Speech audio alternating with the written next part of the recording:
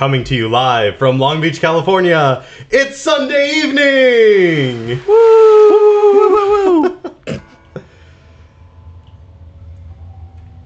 I don't think we're broadcasting.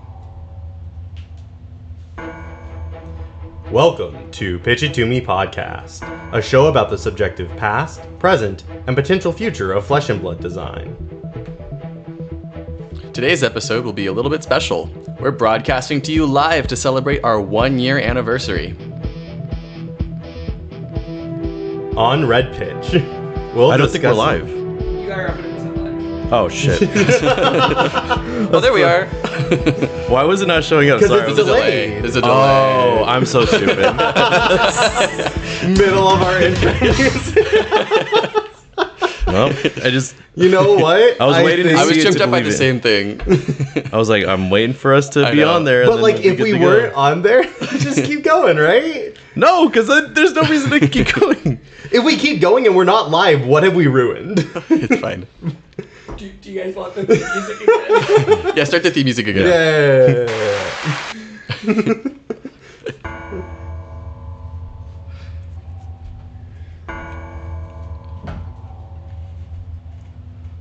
Welcome to Pitch It To Me Podcast, a show about the subjective past, present, and potential future of flesh and blood design. We're coming to you live from Long Beach, California on Sunday evening. Woo! Today's episode will be a little special. We're broadcasting to you live to celebrate our 1-year anniversary. On Red Pitch, we'll discuss what classes we'd want to see to be added to the game. On Yellow Pitch, we'll share our philosophies on what makes good and bad card design. And on Blue Pitch, we'll share which of our episodes from the last year have been our favorites. You can find us across all socials, such as TikTok and Instagram at Pitch It To Me Podcast. Sick riff.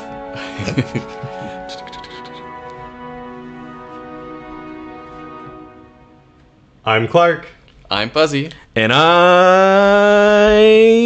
Joel. All right, a little bit of technical difficulties to start it all off, but we did it, boys. We're live streaming our first ever podcast episode. We've never had a seamless new transition to anything new ever, so this is very live. Why would we? Happy birthday. Oh, yes, let's all drink our water. Our nice, healthy, Salud. delicious water. All right. Have you guys been enjoying the last year of podcasting? It's been exhausting. It's been a lot of fun. I've really Yes and enjoyed yes. being able to do this with you guys. I mean, I really consider you guys my closest friends, and so this has been incredibly special. I love how we've been able to incorporate nearly everyone else in our friend group in one way or another. I think I see you both more than my family at this point. Honestly, we've joked that this is my second home, just because I come over here so often. Mm-hmm. So we're really excited to be broadcasting live. We've never done this before. We have a helpful assistant, Talon. Do you want to say hi? Hello, everybody. It's Talon. Can you hear me? No. Is your mic audio on? Yeah. Why don't you come to this mic, Talon? There we go. Oh, There Nice. we go. Hey, Yeah. everybody. Talon's in the booth. And he also just won the latest AGE Yeah, holy championship. shit! Woo! Click the applause button. Thank Click you. the applause button. Oh my god. Thank you. Talon, how many times did you draft Miss Vale before the AGE? I did one draft after the pre-release. I only did one pre-release, and then I did one draft at an armory and one draft at Crazy Nick's. So that's 4 times. So I have almost half of the times that I have drafted Part the Mist Veil has been at AGE. What a events. legend. Jesus insane. Christ. Could be me. Yeah. Drafted new all 3 times and just played to, I think, a strategy that you yourself are familiar with. Long game, pitch stacking. Oh, yeah, value. Paying attention to just what you're doing in terms of value and disruption. Deck damage being an important aspect that you're able to track well. Yeah, and I fatigued people. There was like one play in the top 8 where like I used Preserved Tradition to grab a pick to pieces, and I'm like, oh, this is Codex plays right here. This is Remembrance. Like, I get it. I'm in my zone. So, yeah, I had a blast and very proud. I did not expect, but carpooling with Fuzzy is low-key a really good way just to get better at Limited. People need to go back and watch our limited That's opinions all episode. he talks about is limited. I'm just kidding. Well, you want to know what's crazy is that so the way that the AG worked in the first round, there were 6 pods. Mhm. The 3 Pitum members won their pods. I went 3-0 my first pod. Fuzzy went 3-0 his first pod. Talon went 3-0 his first Oh, wow. pod. Well, Han was also there. And Han was also he's in the there. Pitum team too. Han did incredibly. Han, after having a really bad first pod in terms of like play and bad beats, like came back and still got a 4-2 record. Absolutely, yeah. Like Han played out of his mind. It just like he just lost out because of tiebreakers. But yeah, no, I think the Pitum team, like, we're insane and limited. We're cracked. I'm not good at limited. I'll be the first to let you guys know. So TLDR, congrats Talon to winning the AGE and probably see you in the Players Championship later. I think I'm in a good position. I think you're pretty much locked at this Yeah. point. Yeah, I think they said on their Twitter that Talon was locked for the player championship. We're so back. So other than winning AGE champs, he's also here in order to facilitate our stream today. So we might not be watching the stream super closely, the 3 of us, but Talon will be. So if you have an insightful comment relative to our discussion, Talon's going to try to weave it in, make sure that we're aware of it, read your question out loud to us, and tell us all these cool thoughts you guys are having so we can work it right into the broadcast and you can be a part of Pitch It To Me history. Wow. Think about it. When we have 20 million viewers, you could be on the very first live stream that we've ever done. Mm-hmm. You could type "I'm here" when we finish. Yeah. all the good YouTube stuff. And I think I said it so only subscribers can join the chat, but I also think I said it so if you subscribe right now, you can still get in on the chat. There's no delay. It's like Okay. Very, very good. With all that being said, I think it's time to go ahead and jump into our red pitch. Wow. Fuzzy, do you want to lead us off? Okay, so with Red Pitch, we want to honor the conversations that we want to I completely about that. forgot about that.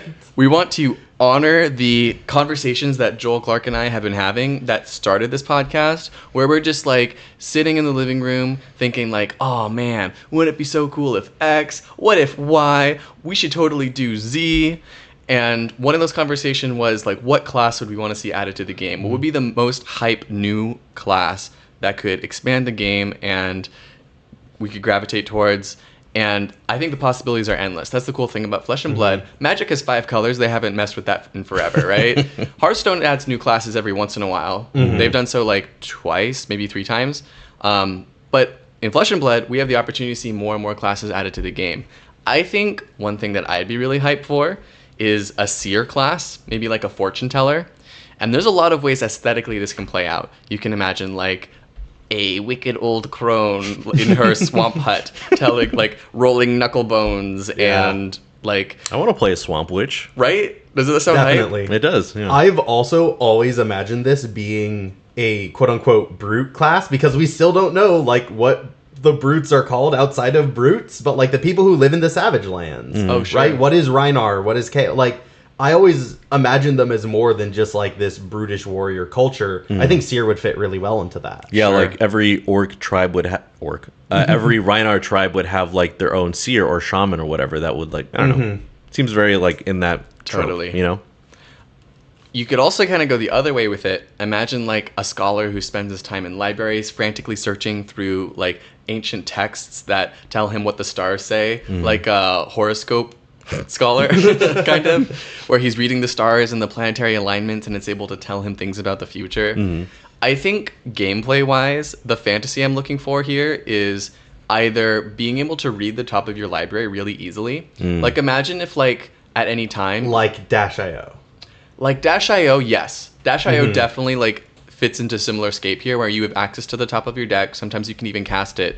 But what if you could see the top 3 or 4 cards of your deck, know what your next hand is going to be? That information can be really powerful in Flesh and Blood, where you have an arsenal zone that can help you tie the power from hand to hand. I know I play Briar a lot. I love aggro decks where you need to have specific things together with other things at specific times. If I knew I was going to have 4 attacks on the top of my deck, then it would be a lot easier for me to arsenal a non-attack. If I knew I was going to have 4 non-attacks, then you bet your ass I'm going to arsenal a attack action card. And being able to use your arsenal to go from one hand to another, gameplay wise, I think that could be a really interesting mechanic to play around. Now I will say, I think it could slow the game to a crawl. So I'd be looking for like clever designs that don't lead to simply like, okay, I have these 4 cards I'm looking at and these 4 cards. Like, how long have you had a 10-minute turn because your 4 cards are interesting enough that like you have to figure out the exact best way to play them? Now, if you have 8 of them, I can see that like really slowing the game down. So I'd want to see something clever, maybe even reduce the intellect to 3, but give them some other really powerful boon. So you're looking at maybe like 3 and 3 cards that would like be able to really focus in on the like the maybe their choices. class cards can block for 4, so that they have like the better ability to like Ooh. prevent damage on. Because like one of the biggest things about having a larger hand is the ability to like block and still have a turn. And I think that's one of the things that really sort of held back. Data doll. Datadol. Yeah, because Datadol had to run items, so if you ended up with items in hand, you're not blocking. Yeah. And so I think that's a lever that could be used to give this year some defensive power if you wanted to reduce their intellect, but in a way still expanding it. Yeah, there's not a lot of ways in the game to opt currently. I think there's like Fate Foreseen, which you can do defensively. That's obviously an instant slide in for this Seer class. But also like things like Whisper the Oracle become playable, and then other cards with those same effects would be kind of cool.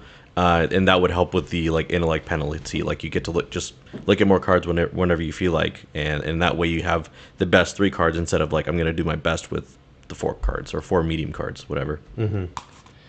So that's kind of like my fantasy of this year. Do you guys think you might add anything to that idea? Anything you'd be interested to see? And I'm putting you on the spot. Off rip, I kind of am thinking about Talk a Big Game, which is the brute action. Calling your shots. Yep, exactly. So that card basically says choose a number. If you deal that much or more, then you create that many might tokens, and then you get the bonus for the following turn.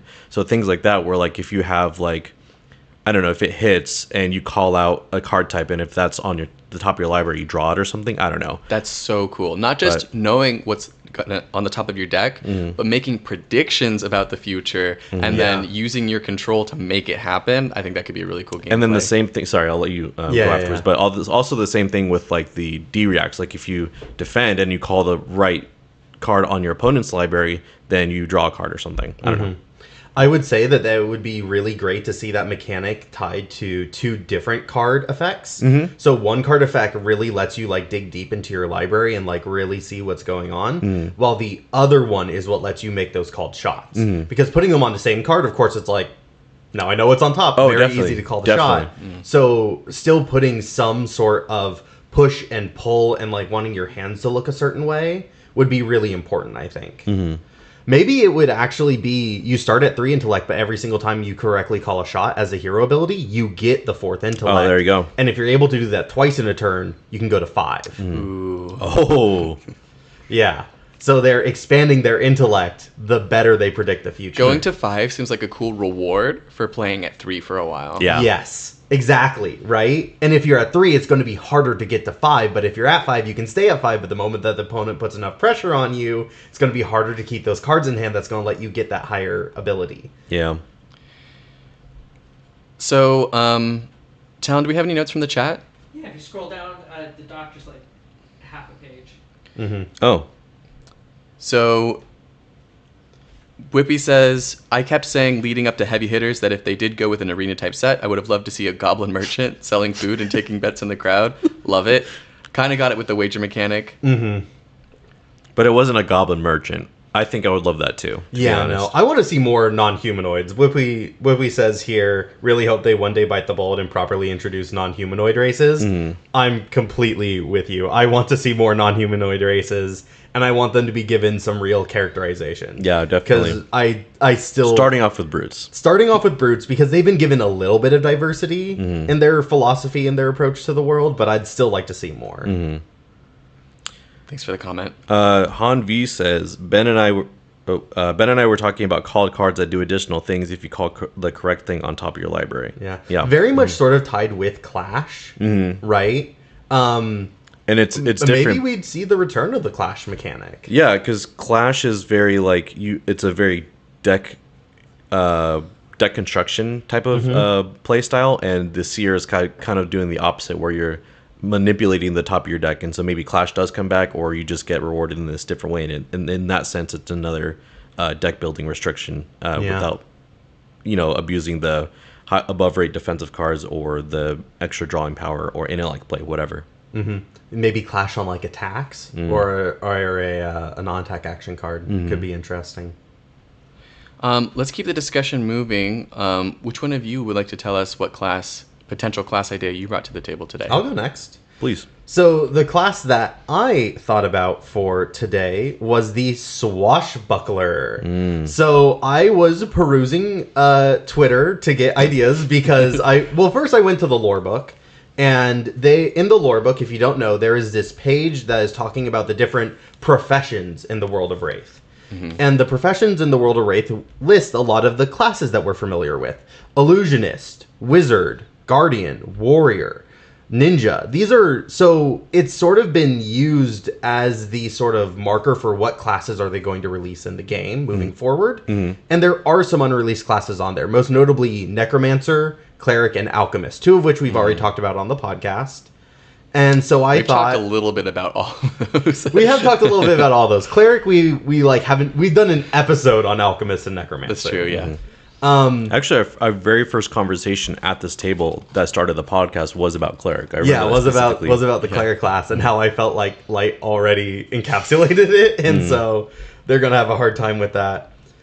But on Twitter, people were talking about how they want to see a pirate class, and they kept talking about pirate class and nautical themes, and I'm like, that's great, but pirate feels really, really narrow to me. Like, it's a very specific lifestyle to the point where, like, I can't see a pirate being in a completely different area of Wraith, right? Like, I can't see a pirate going to Aria, really. But I could see a swashbuckler. So a swashbuckler, swash was apparently an old-timey word for, we're getting into the etymology. of jauntily walking around with your sword out, and then buckler being the little shield. Okay. So I'm imagining this heroic character type who is daring. They have bravado. They have panache. They put flourishes on their attack, right? And I think that kind of levity we don't really see in the game of Flesh and Blood yet. So I feel like it is encapsulating a unique thematic identity that we haven't seen yet. And this would still capture the pirate. Because think about Jack Sparrow, right? He's a swashbuckler. He's jauntily walking around. Yep. He's doing what, Clark? He's jauntily walking around. I'm imagining like one-handed weapons. I'm imagining you can do like a shield or like maybe like a hand cannon, a pistol. Take that away just from mechanologists and say like, look, this technology is expanding. It is getting outside of metrics. I think that's important to kind of show for the groundedness of the world. I'm also thinking that there would be some sort of gambling to sort of show off the daring mechanics that they have. Like more wager? Maybe wager. I would love to see wager make a return, and I think that would work really well with a pirate-themed swashbuckler. Like, wager just makes a ton of sense to me.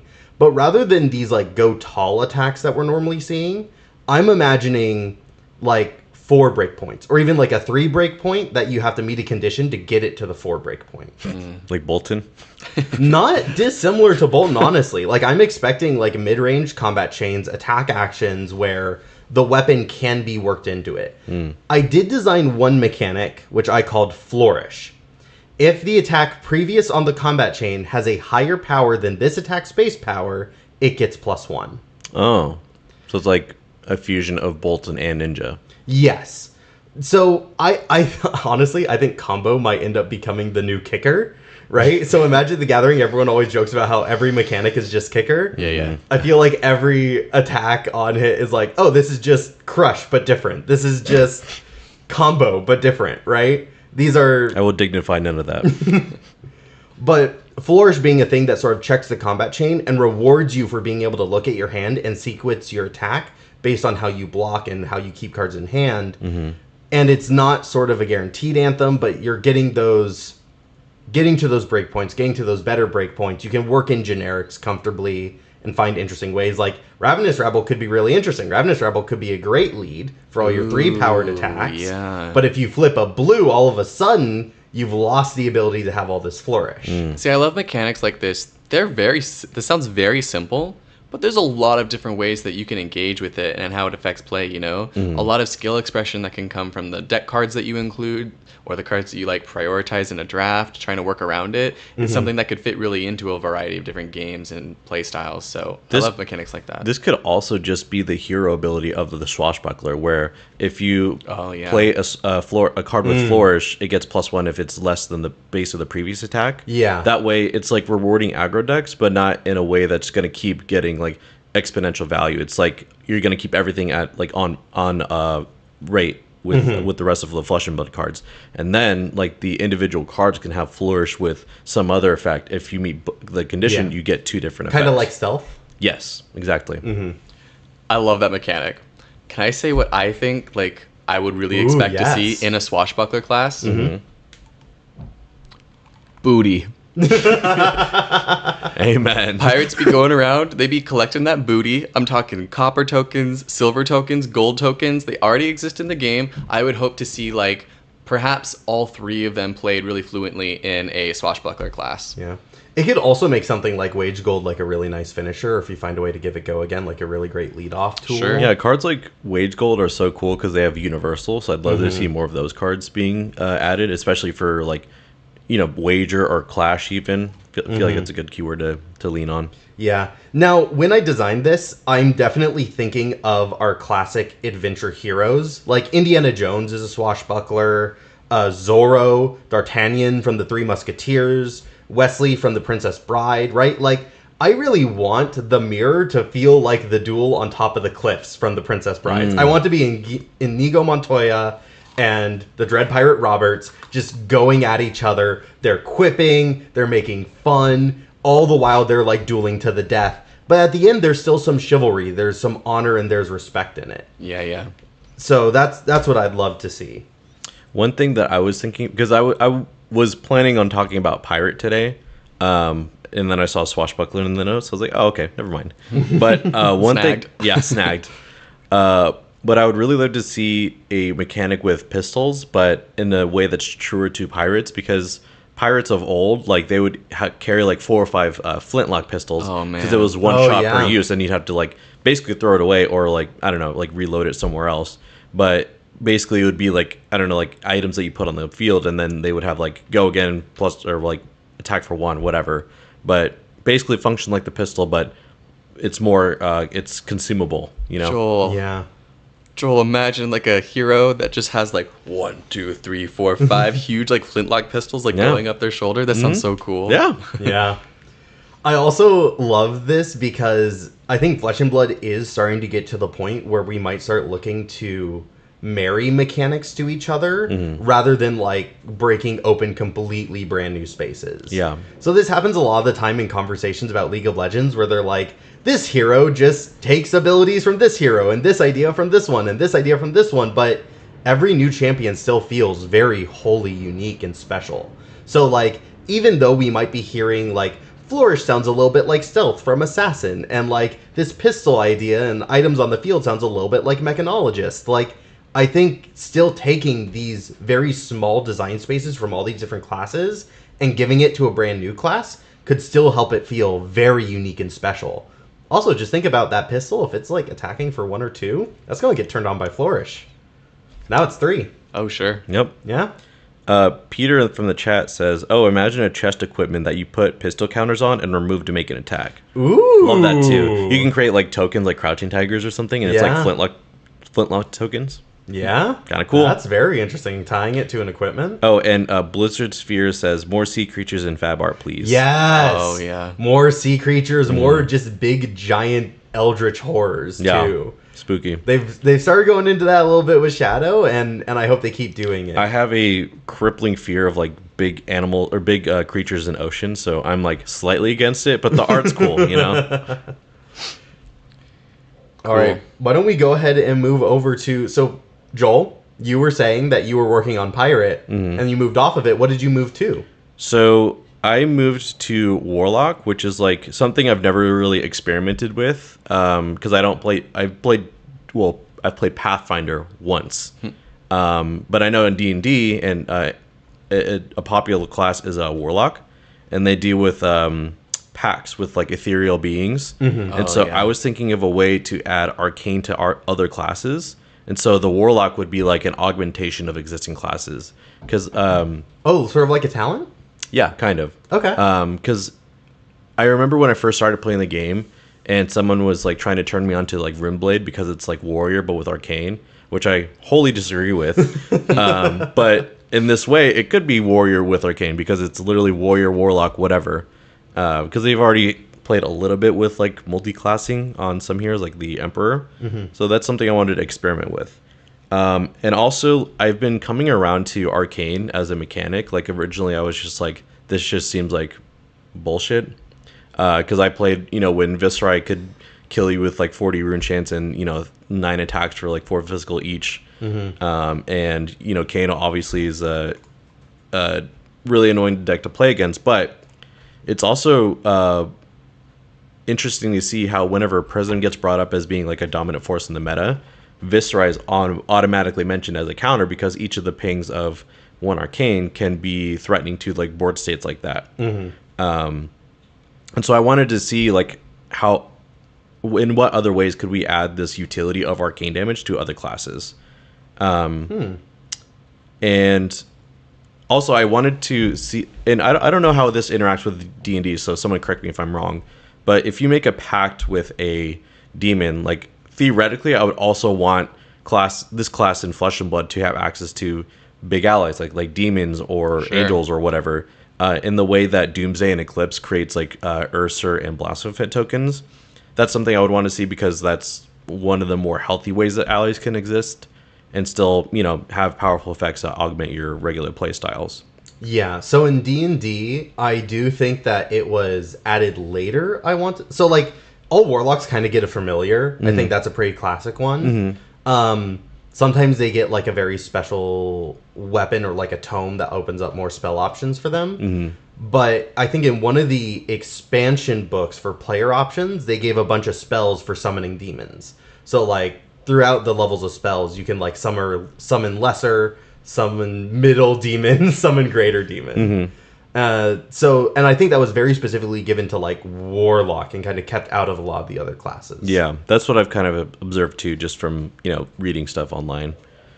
And then the last like major point was invocations and specializations that change how classes interact with the warlock like talent / class. Because I imagine there would be like a true warlock which would have access to a lot of the really powerful warlock stuff and have its own specializations. And then there would be like basically a new pool of generics that anybody can use. Like Eldritch Blast is like the bread and butter of warlocks in D&D. So giving everyone access to that if they were to take on this talent would, I think, help smooth out some of the problems of mixing like warrior like Dorinthia with warlock stuff. What if the talent existed on a spectrum? So every warlock card has like a number 1, 2, 5, and depending on your hero's devotion, they could have like warlock level 2, and they can have all the 1 and 2 cards. That Oh. sounds so complicated. So like when Well, hold on. Yeah, so like your like ultimate warlock you're talking about, he would have access to all level 1 through 5. It's basically like a specialization, especially if he's the only 5. But like you could add a bit of flavor to see like how deep they are into this pact with this individual demon deity that's giving them the power. I do think it would be a little bit complicated, as I've just described.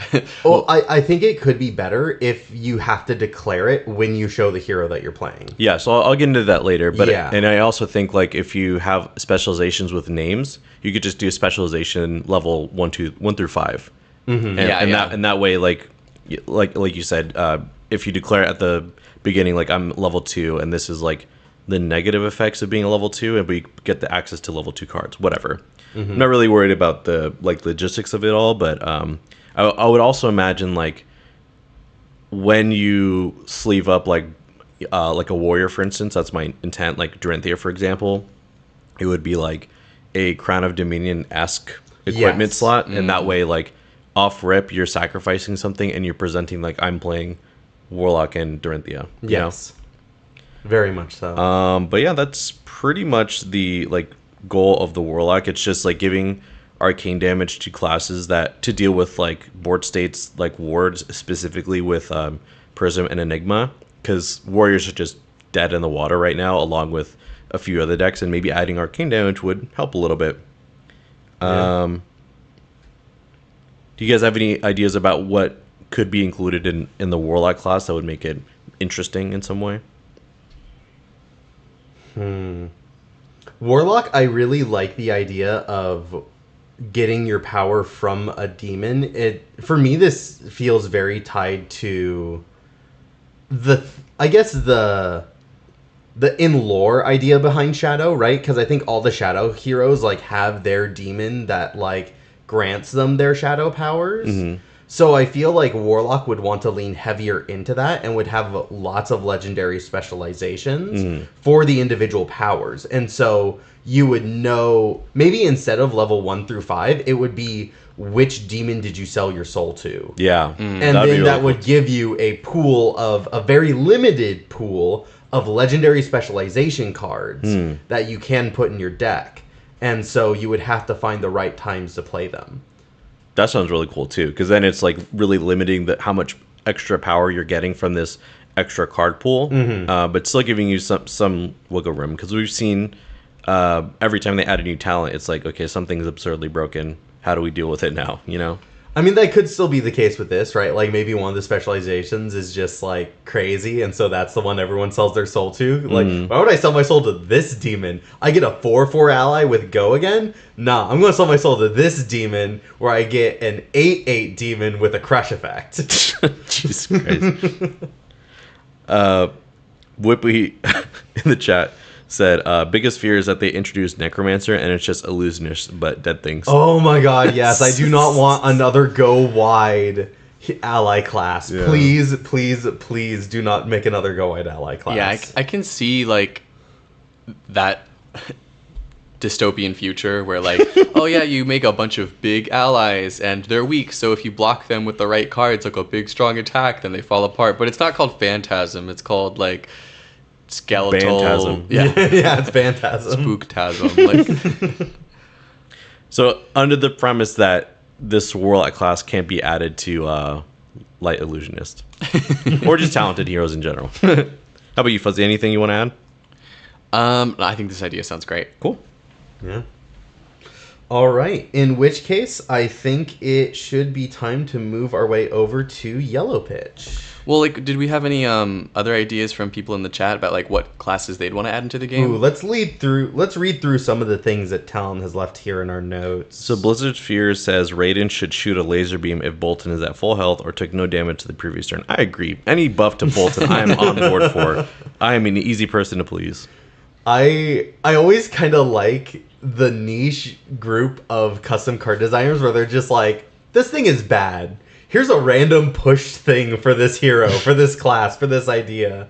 Just like, what do we think about this? Could this work? What about this broken bullshit?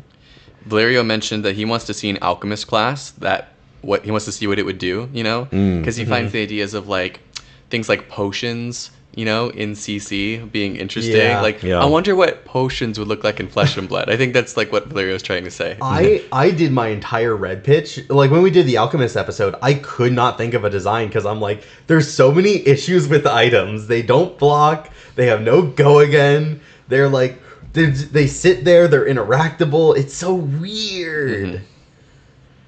Yeah, a lot of design space has to be done, I think, to make alchemists work.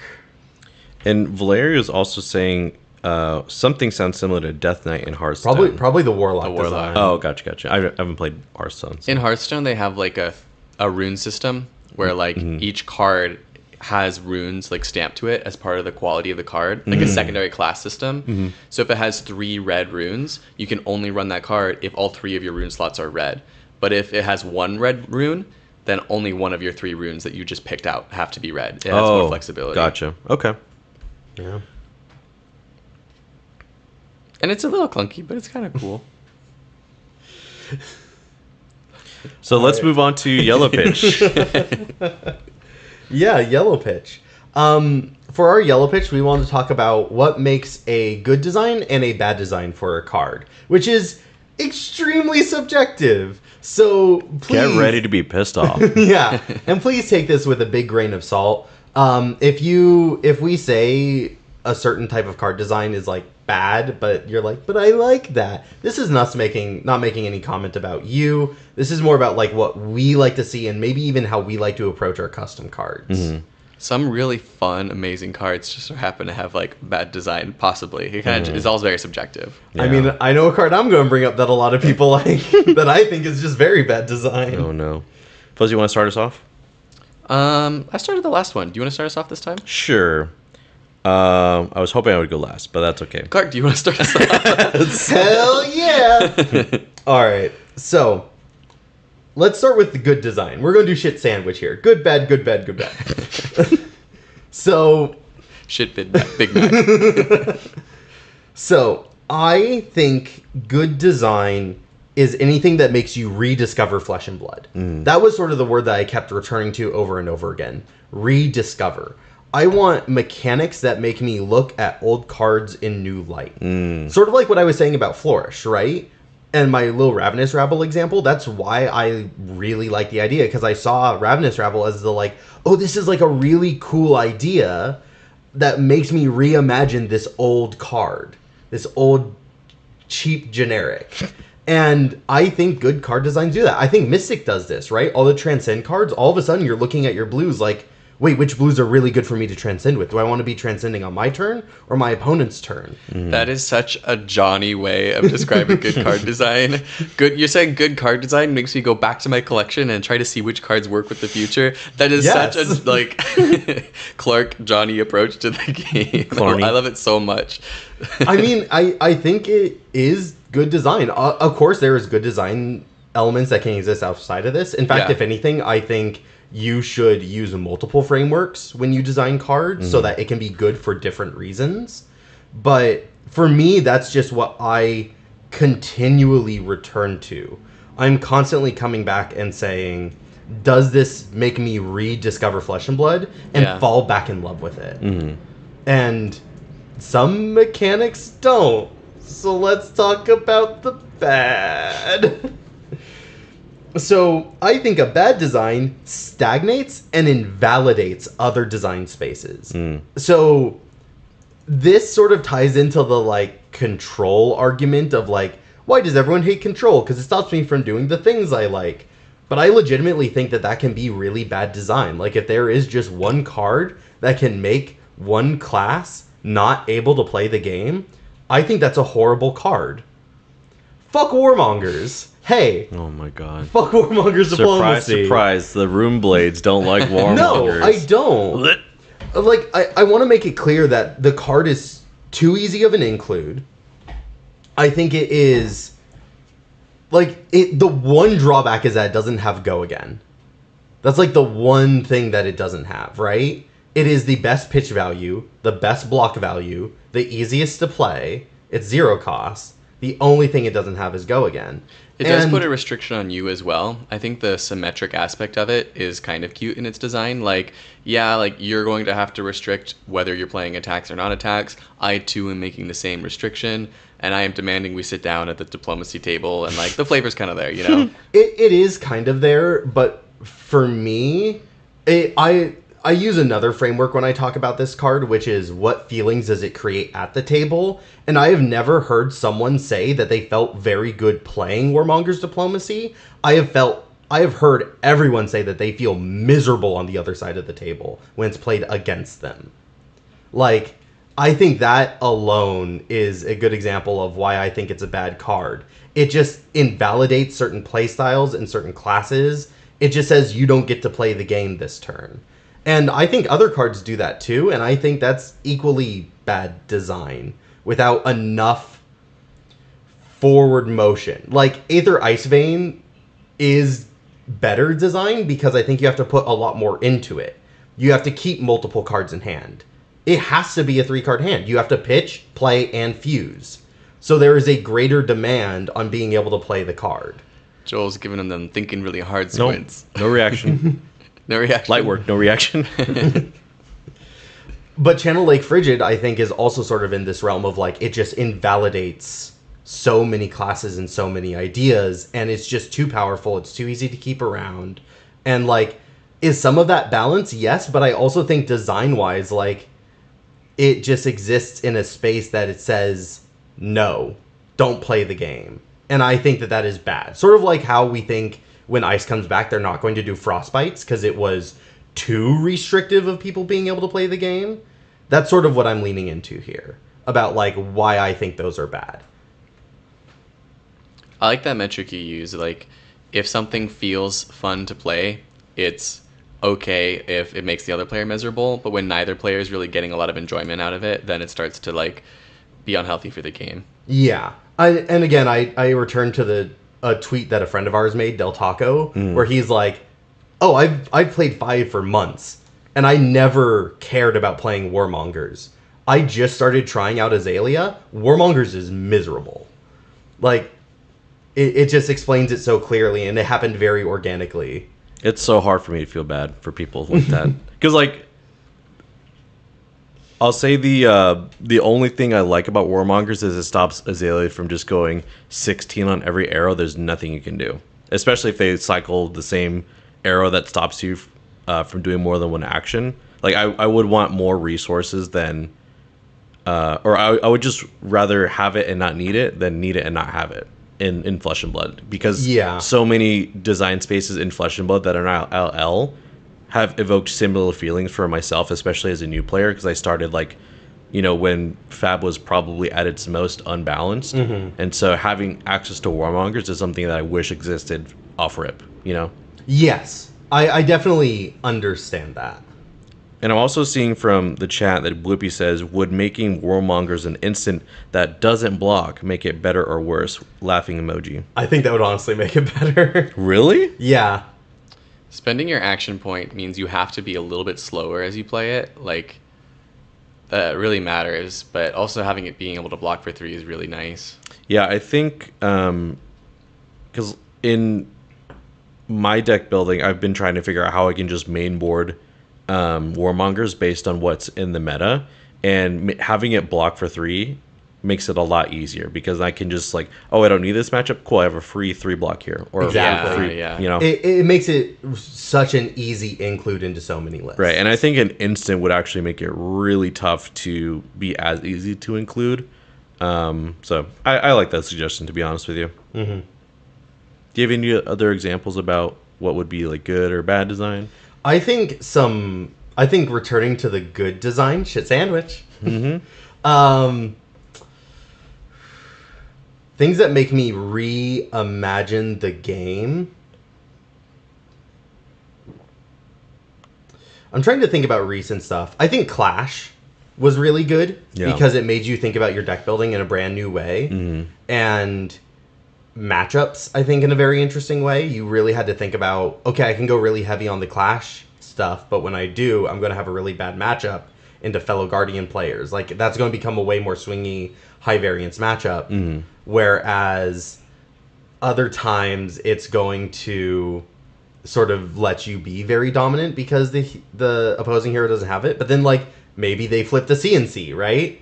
And you're like, wait, I tied against Warrior? What's going on? I think Clash is a really interesting example because there's a lot of things it does really well.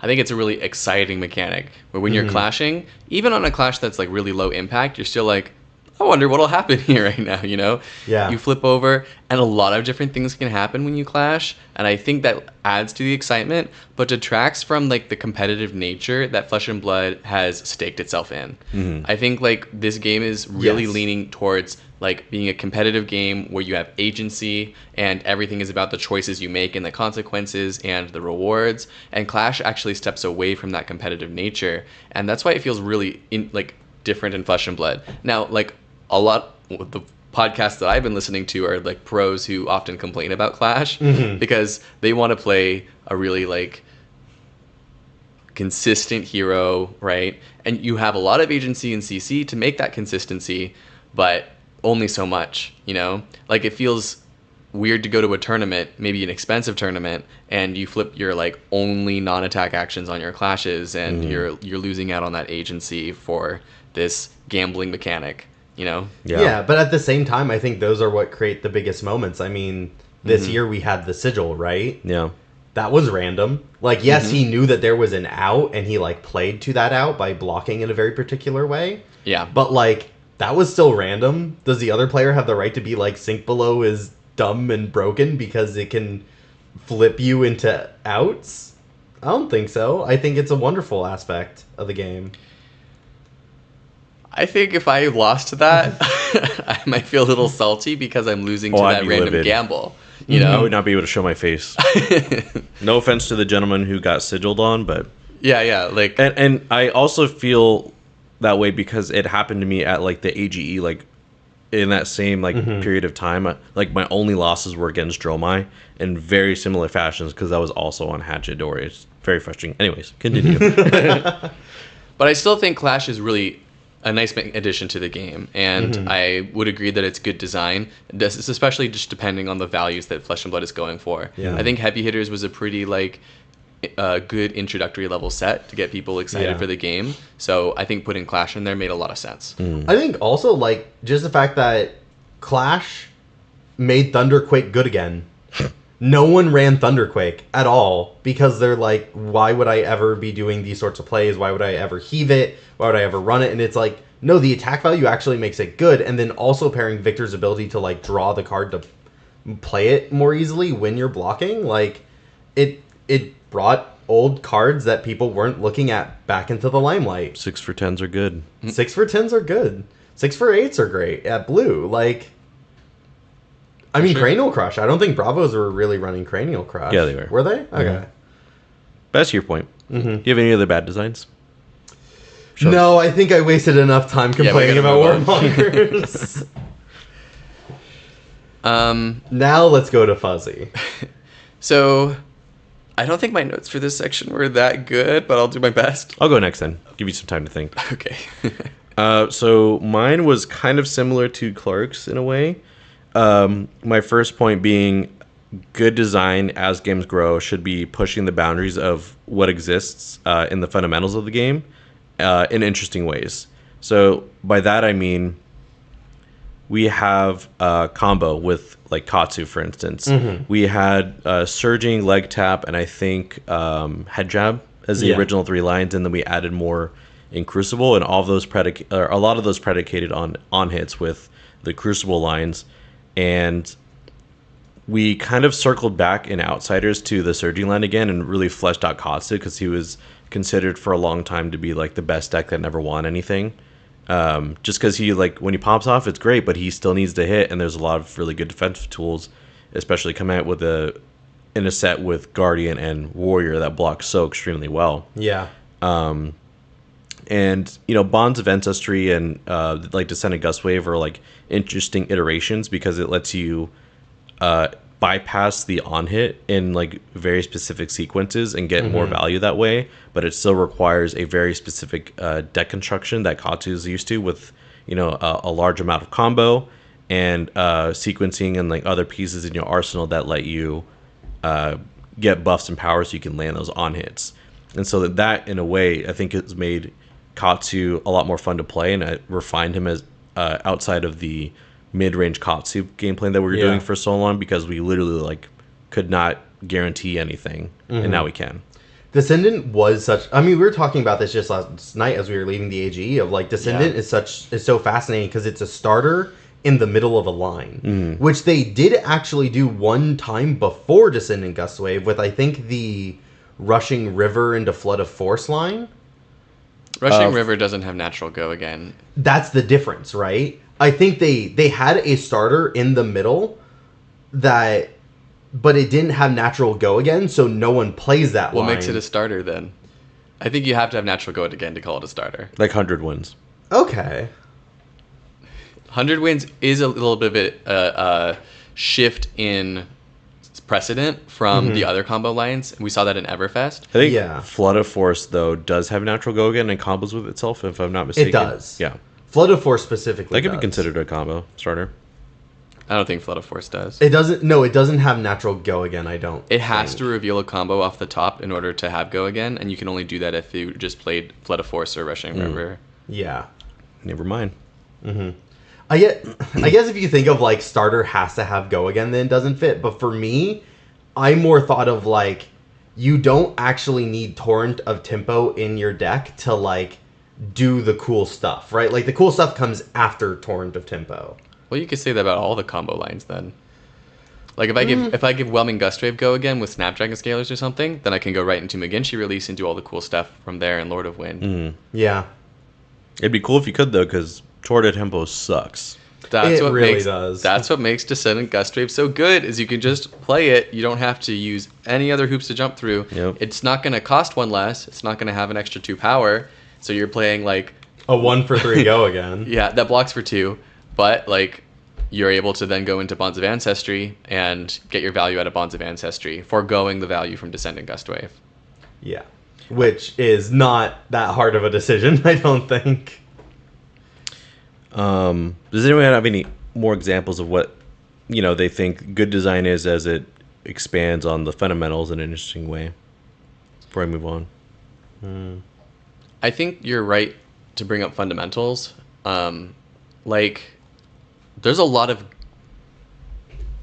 creativity that's still yet to be found in this game, and we're finding it like over and over again. I would kind of say like the chi system kind of plays into that, where like it's a special resource and it plays with the pitch stack, the fact that things go back into your game, and the way that chi interacts with the fundamentals of the game is something new and refreshing that we've never seen before. And that's part of why I think we like the design. Yeah. I would also say maybe overpower and block. If we're really talking like the fundamentals of the game, James White gave that wonderful insight after PTLA where he was saying too strong of D-reacts and giving the ability to put a 4-block in Arsenal that is playable was fundamentally changed the game, because the whole point of the Arsenal was to allow you to get over the 4-card to 4-card stalemate. And like D-reacts broke that, and especially like for defense D-reacts. But with the blocks, it's a little bit better because yes, you still have it, but it has to be in your hand, and you can't arsenal it, otherwise it becomes a dead card. And in a similar way, overpower was evasions becoming more and more necessary for classes. How can we give them that without making dominate this like ubiquitous thing that everyone's going to have to deal with? And they found this lesser version of it in overpower. So they're able to give evasion to more classes and higher block value to more classes without invalidating this other design space that they have. They expanded the fundamentals rather than, I guess, like returning to them, which is sort of what I was saying, right? We're like returning to them and imagining them in a new light. Now it's, well, we're expanding that idea of the fundamental game of 4-card to 4-card, 5-card to 5-card, needing the evasion or the go wide to land damage if someone's just full blocking you. I like that a lot, actually. I actually have another example from Heavy Hitters as well. A lot of that set really spoke to me in a lot different ways. For instance, Warrior got a ton of new go again generators, like with the agility tokens. Yeah. More so than what we started out with like, Quicken token was only with Flock of the Featherwalkers that we had access to, and like other actions that just say your next attack gets go again. And the way that they pigeonholed it with, it popping on the first, or on that turn, your first attack gets And go again. only giving it to the first attack. Right, and if you don't use it, you lose it. And so it was a way of like giving all these extra resources, but use it, or like you have to like temper your gameplay so that you're able to take advantage of it the same turn. Otherwise, you're not going to be able to bank anything. And that's, I think, overall, they're trying to reduce the amount of board state we can create because it's Flesh and Blood and not like Magic the Gathering, which I really appreciated. And I feel similarly about Beat Chest, because Rhinar with the random discard, like with like Wild Ride or Pulping, felt so stupid to play when I was like Levi, because I had so many non-6s, and even Rhinar doesn't even have that many 6s because he plays a lot of non-attacks. So having that draw discard effect like got you a lot of really cool effects, like 2 for 6 go against pretty strong, but predicated on discarding a 6 power. And so Beat Chest kind of took Brute, well, attempted to take Brute in this way, or in this direction of, you get like Assault and Battery, which you can beat chest, discard a 6, and, you know, guarantee like an agility token, or Bonebreaker Bellow to give yourself an extra buff and An maybe overrated power. Yeah, exactly. It didn't really translate as well to CC. I think it was like it could have been better, or I think it's going to be iterated on later. Yeah, I think but, they just need more beat chest for us to really see it. Yeah, and it's a good design, I feel, because, you know, with Blood Rush Bellows, it says discard a random card, but there's a lot of ways that we alter our game plan to make it so that it's not random. We just go down to one card, discarding the beast within our hand, and draw, you know, 3 cards essentially. And beat chest, I think, just allows us to be a bit more mid-rangey and choose and pick what we you know, block with, because we don't need as many cards to discard and whatnot. Yeah. But yeah, that's just how I feel about, you know, what examples are of iterating on the fundamentals of Fab. I think that's interesting because that ties into kind of what Fuzzy was saying about Clash, of like, sometimes the more competitively minded players prefer the ability to have the consistency, right? And so like beat chest is sort of saying, okay, maybe we shouldn't have an entire class that's just random. Like, maybe they should have some consistency to their game plan, especially when it's an effect like discarding, where you are losing presumably 4 value from a card, because you always expect every card to provide 4 offensive value or 3 defensive value. And it's like, well, that means we somehow need to get 4 value out of discarding. And if that is random, then we can really feel like, not only did I just lose 4, I didn't gain anything. Yeah. And that can be a massive feels bad. Because, like, is Intimidate really 4 value? I would not be able to quantify that, to be honest. Yeah, and if you're counting to 4, that's a really good hand. Like, 4 is, like, on the upper side, you know? If you can get 3 out of a card, you're doing okay. Yeah. So, like, Go Again and Intimidate, does that get us to 3? That a lot of these cards end up doing? It could. Maybe, yeah. But I think that beat chest is great because it starts allowing us to start making more genuine evaluations of these cards. Yeah. Now I'm going to move on to bad design. And I think it gets a little crazy when like changes made to make the game more fun. Like the same process of adding or iterating on these designs to make the game more interesting are a bit more heavy-handed. And the examples being like the overbearing aggro decks with like really wide or really detrimental on hits, or really wide combat chains, or unkillable control decks, which Dromai felt kind of old him, and Icelander, things like that.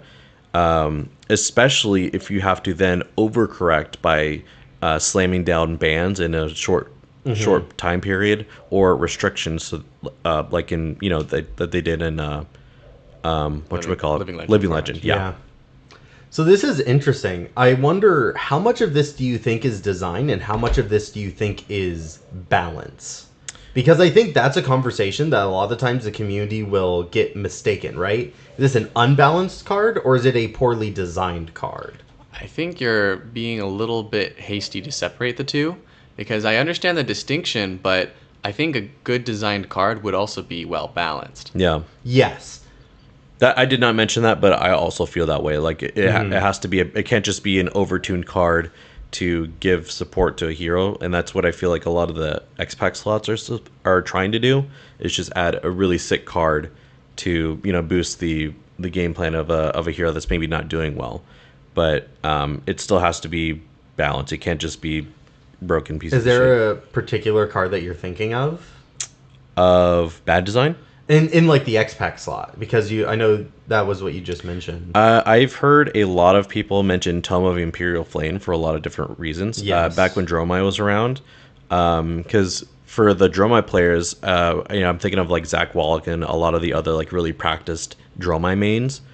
A lot of them said like there was so much of a skill curve or a learning curve with Dromai that is now completely flat with Tome of Imperial Flame, because there was Ash management prior. There was not really any like no blocks, so it's like a bit more consistent, and there's no like explosive power turns. And then with Tome of Imperial Flame, it added the no blocks, and that made it. Excuse me. That made it a lot more aggressive and a lot more overbearing on those power turns. And then it was always ash positive, so you could go to 0 ash, which you were never able to do before. Otherwise, you're locked out of the game. And you go up to like 2 or 3 ash, and you dump a bunch of dragons that are basically all Sigil of Solace. And there's no, I mean, there's pitch stacking, but then the mirror matches just become remembrancing and what's that other called? Cadaver's Contraband. Your dragon to put my tome back, and just it's just that card changed the dynamic of that deck so much, and I don't think she would have LL'd as quickly if she didn't have that, and it was just like a really bad overcorrection, or excuse me, it was an overbad addition to the game that they ended up not overcorrecting. And the power level of the card also demands you play the headpiece, because they give you one more hoop to jump through, which is you have to be royal. Right. But, like, okay, this card's so good, I'm just going to run this headpiece in every matchup. That gives me one less tool that I can really play with. What else was Dromai doing with her headpiece slot, right? There wasn't actually a conversation to be had there. It was, do I take this very good generic headpiece in Crown of Providence, and what I assume would have eventually had also included Balance of Justice, or do I just do the thing that lets me play the most powerful card in my deck? Now, notably, it was also kind of not really a deck constriction because Dromais were already running Crown of Dominion for the free gold because it gets you 2 ash on your turn 0. Yeah. So if you account for that as well in the deck building, that there were already some builds that were doing this. Then it's not really a hoop to jump through. It's just like, oh, I get this extra card that I can now run, you know?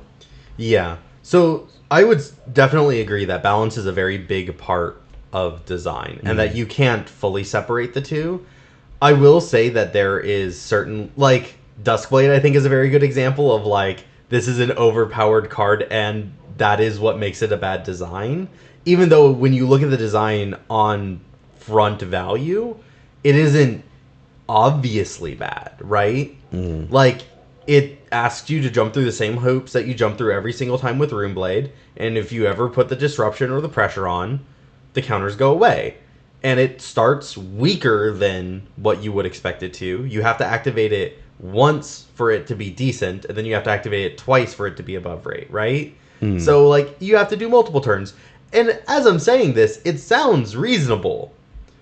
But if you were to hand it to a player and put it on the table, it would not be, right?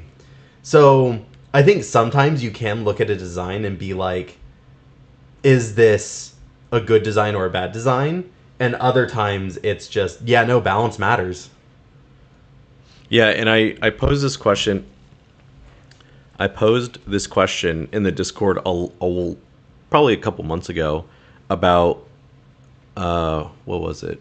Oh, if a hero reaches Living Legend, is that a design success or a design failure? And in a lot of cases, I think it's a failure because it's like a fail-safe system that they have in place in the game where, like, if this hero is broken, then eventually they're going to deal with themselves. And I think they use it a little bit inefficiently sometimes. Like, I think they definitely did in the past. And up until, like, the Lexi meta and Dromai meta, I think it's all been a little messy. Now it's much better, definitely. Because I'm thinking about, like, Starvo and how he has, like, 15 or 1,600 Living Legend points or something like that. And if we had the system we had now, he would have been done at 1,000. And even more so if they were more committed to, like, intervening with the community and, like, listening to people, like, talk and just, like, even seeing the results. Like, everyone's playing this fucking deck and playing to counter this deck. And that's kind of like a symptom of bad design, just like when there's really nothing you can do besides let them LL. Like, there's so many different pain points that make the hero busted that it's just like, when it comes to heroes, obviously, like, cards are a bit easier, individual cards, but heroes in general, like, I don't know. I think we hear it both ways, right? Like, if you think of heroes like Azalea, for who a really long time had, like, no Living Legend points. Yeah. Or very few. I think literally, like, 0 for the longest time. Yep. And people are like, look, you can see this hero is bad and needs help, needs designed support, and this is our evidence. She has 0 living legend points. So in that sense, like, her not hitting living legend was showing a failure, right? That she was advancing up this leaderboard so slowly. But then you have Starvo, who did it so quickly that was definitely like a quote-unquote failure of design because he was so strong.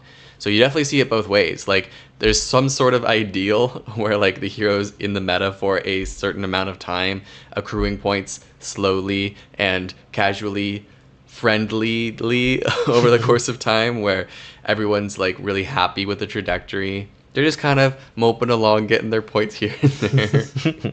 Yeah, I would definitely say, like, I also think the length of time is very important for evaluation, right? Yeah. You need to take a wider view because, what was it? KO got like 500 points and everyone was getting terrified. And then they were like, hey, Savage Sash is a thing now. And everyone's like, you're buffing KO? This hero's going to LL immediately. And then he just didn't, right? Like, Part the Mistveil came out and it was fine. And even after Savage Sash and before Part the Mistveil, other heroes were still getting wins. You know, if Zen hadn't been as strong, KO would have been like the number 1 aggro deck, though. Definitely. You know? Sure. Like, that's the weird thing about aggro decks. Is KO really balanced, or is Zen just really strong? Well, I think we've talked about it before on the podcast, but aggro decks, when they become good, they just become numbers goblins. Yeah. And Ninja tends to be really good at that because if you just sequence it in the right way, you get more value for every card you play. Yeah. Whereas the best one wins. Yeah, whereas Brute doesn't. It's like, how many different ways can I slam a 6 power down? Yeah. You know? The multiplicative effect versus Right. others. Okay, I think we're doing this thing that normally we edit out parts of the conversation. Oh, 100%. Yeah. This is the conversation where normally we would cut this down to half the length. So I think to get things moving on a little bit, there's not a whole lot I want to add on before we move to Blue Pitch. I'm okay with just adding a couple things. But when I think of like good design cards, for some reason, I'm not necessarily like standing by this thought, but I think of cards like Gravekeeping, where you have a simple effect that has a simple purpose that could potentially have a lot of value later on. It's like you're talking, Clark, about cards that cause you to go back and look at the card pool in a new light. I like to think about cards that are ready to be like sewn in now and reaped later, you know? Cards that are waiting for their limelight later. When you come back to your collection to look for me, I'll be here waiting, you know? Kind of the reverse perspective. Okay. Gravekeeping is there if any deck gets too good at like using cards from their graveyard. Hint, hint, Zen. Like, it might be worth playing Hint, hint, Gravekeeping. Phoenix Flame.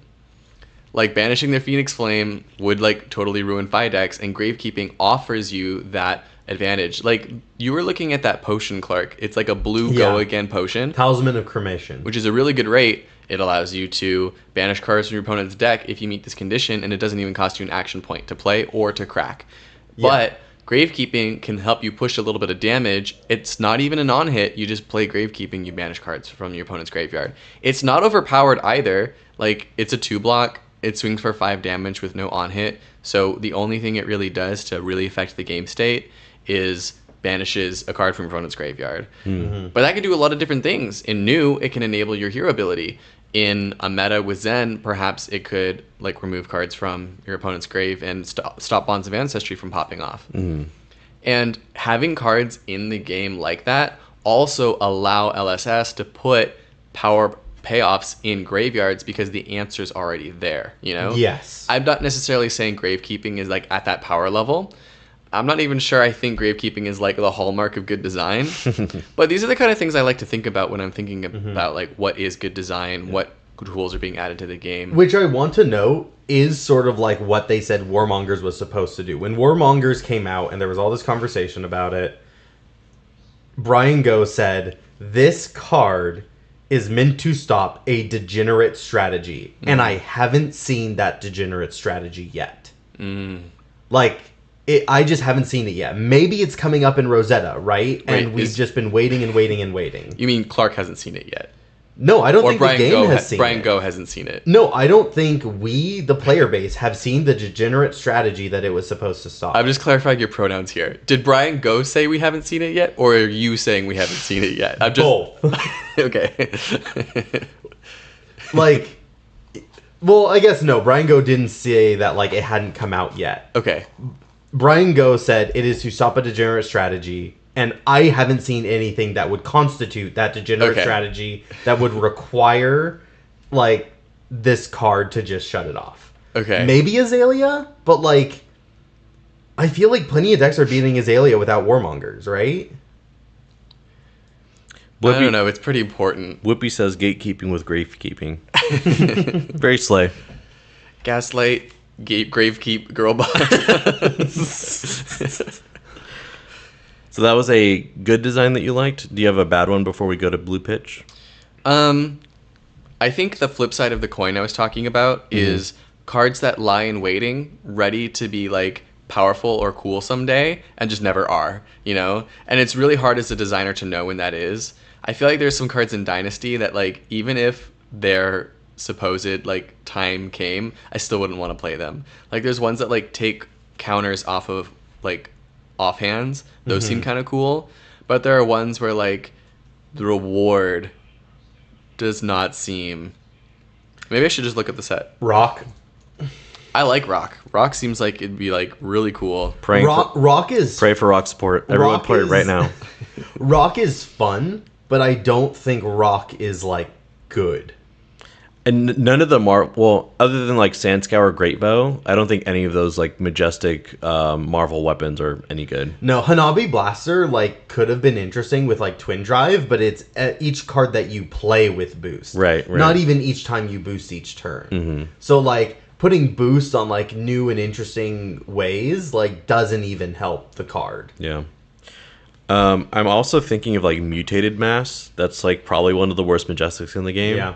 Though I will say some of my combo turns with Levi, I've ended up with like 4 or 5 cards in pitch. Don't listen to Like it can Clark. happen. Do not listen to Clark. It's bad. Mutated, is bad. Mutated Mask, because you've never heard of this card, listener. Like this card keeps Joel awake at night, and it keeps Clark excited about Levia, but no one else thinks about this card. It's blue pitch from Monarch. It costs 1. It's an attack that you can play from your banish zone anytime you want, and its power and block is equal to twice the number of cards in your pitch zone with different costs, and it has blood debt. Okay, I have beef with someone in the chat. Someone said, or Blizzard Sphere said, Wax Off is bad design, sir, or Sir S. Sir, No. sir. Do you want to come to the defense of Wax Off? No, it's actually really bad. I remember, quick side story. When we were prepping for Nats, I was doing my Zen deck list, and I was asking Fuzzy and the rest of our He's like testing on group. Discord. He's like, go ahead. What were you like, Joel? I was like, "Hey guys, do you guys think Wax On and Wax Off would be good for New? Like, because New plays a lot of stealth cards that cost 0. You know, could be good for the random Bolton. Could be good for some Ninja cards." And they were like, "Don't try to be cute for nationals." And then I think it was like after day 1, I went like 6-1, and Fuzzy asked me, "It's like, aren't you glad we stopped you from playing wax on?" And you said, Yup. I mean, honestly, I would say that there is this like running design theme through Ninja of like able to be really, really good against other ninjas, and I'm like, wow, how narrow of a design space. That doesn't sound interesting. Though I will say the ability to break the chess piece and make a Zen State token. And any excuse I get to use my cold foil Zen State token, I'm there. I will say that is probably the best way that they have incorporated that design space so far. Because you have to make a choice, or if you're lucky and they're keeping the chain open, you can like block for 2, get that block value, and then on the next attack break it to get the Zen State and get the -1 moving forward. So we're getting a lot of activity. Yeah. Zachary Wallach says, "I won't stand for the Mutated Mass slander." All right, Zach, show up the armory, bitch. He says Mutated Mass was really pog in Chain. Yes, it Sure, was. sure. I definitely see that. But also, show up. Play a deck with mutated mass in it. We'll do a money match. I trust Zach with my entire being to make that card work. Well, if he's saying it's good in chain, he can still be right and not have to show up to an armory. That's I true. think, Because we're not going to have a Living Legend armory. I wouldn't allow it. Yeah. Anton's K says lunging press is peak design, unironically. I think agree. lunging press is pretty cool. I think that is a wonderful example. They of thought good it was design. so good, they made it a Transcend card, too. Yeah. Yeah, I could see it. Yeah. Just even though there's a Transcend card that almost literally is lunging press already, it doesn't need it. But just a blue that also can sometimes get you a sneaky on hit. It was practically a tradition to run it in one of lunging press in Katsu for the longest time. Really? Yeah. I would also say that it's maybe even a sneaky good if someone wanted to do a new tempo deck, which I think could be really interesting. Just go really heavy into Mystic and Transcending and lunging press to guarantee an on hit. I love that. Should we move on to the blue pitch now? Yes, I definitely think so. That was a very long pitch. Slay. Again, normally we edit that down. Now you get to see what it's like in Fuzzy's garage. We are not good at pacing. That's why we edited. This is why we threw edit our podcasts. I was kind of expecting the stream to go from 5 to 7. I'm realizing now that was a lofty goal. We may be wrapping up around 7:30 because listeners, we still have Blue Pitch where we're going to talk about our favorite episodes from the year. Yep. Then we're going to have an open mic opportunity where if anyone wants to ask a question to the Pitum crew and or Talon Stradley, he's our producer in the back. Wave hi to us, Talon. No, Talon. Not like John Cena. And then we're going to have our Arsenal Zone. We're all going to shout out a card we've been thinking about lately. And that's our plan for the rest of the podcast. So, Blue Pitch, we're going to talk about our favorite episodes from last year. Who wants to start? I'll start. Yay. So I have 2, so I'm cheating a little bit. This is funny because Joel was over here. We were like, favorite episodes from last year. And he was like, I'm going to have a lot of trouble picking one. And now he has 2. I couldn't narrow them down. That's the hard part. So the first one I want to talk about is one that I really enjoyed because it was the first time where I felt like this podcast was real. One of the first times. And that was Meta Bottom Feeders. It was our 20th episode with not our first guest, or was it? With Anthony Pham? No, Han was technically our first guest because he stepped in for me short term on an episode I got sick for. Yeah, so not our first guest episode, but it was first outside of the Pitum crew guest. So technically our first guest episode. I don't care. It was so hyped too. Yeah, we invited him and everything. We had our discovery meeting. We did notes together. It felt like we were a real operation, and I love that we were all so organized for that. We made Anthony feel at home, and I think he had a good time. I think did a good job of getting him out of his shell, because it's always awkward when you're first getting on a mic like this. Yeah, someone who doesn't naturally do our first episode. We completely scrapped it because of how awkward we sounded. Oh yeah, and our setup so needed bad. a lot of work. So I also think Anthony was a wonderful guest for that episode because he was so gregarious naturally, right? Yeah. He loves saying hello to everybody at the armory. He thanks everyone for coming out. He's a pillar of the community for sure. I'm pretty sure we said his name, but it's Anthony Pham. We were kind of really excited about you mentioning the episode, so I can't remember if we mentioned that. That's okay. We can say it twice. We'll say it a third time. Anthony Pham. Yeah, but very special because of sort of the surrounding things, right? I think it was also an incredible episode. Yeah, it was really good. So I think the premise of that episode was talking about some heroes that were not as good at the time, like Riptide specifically because he was gatekept really hard by Dromai. Yeah, and Whippy says Riptide episodes Pog. Yeah, he probably has each one of them memorized to the those are the only ones Whippy listens to.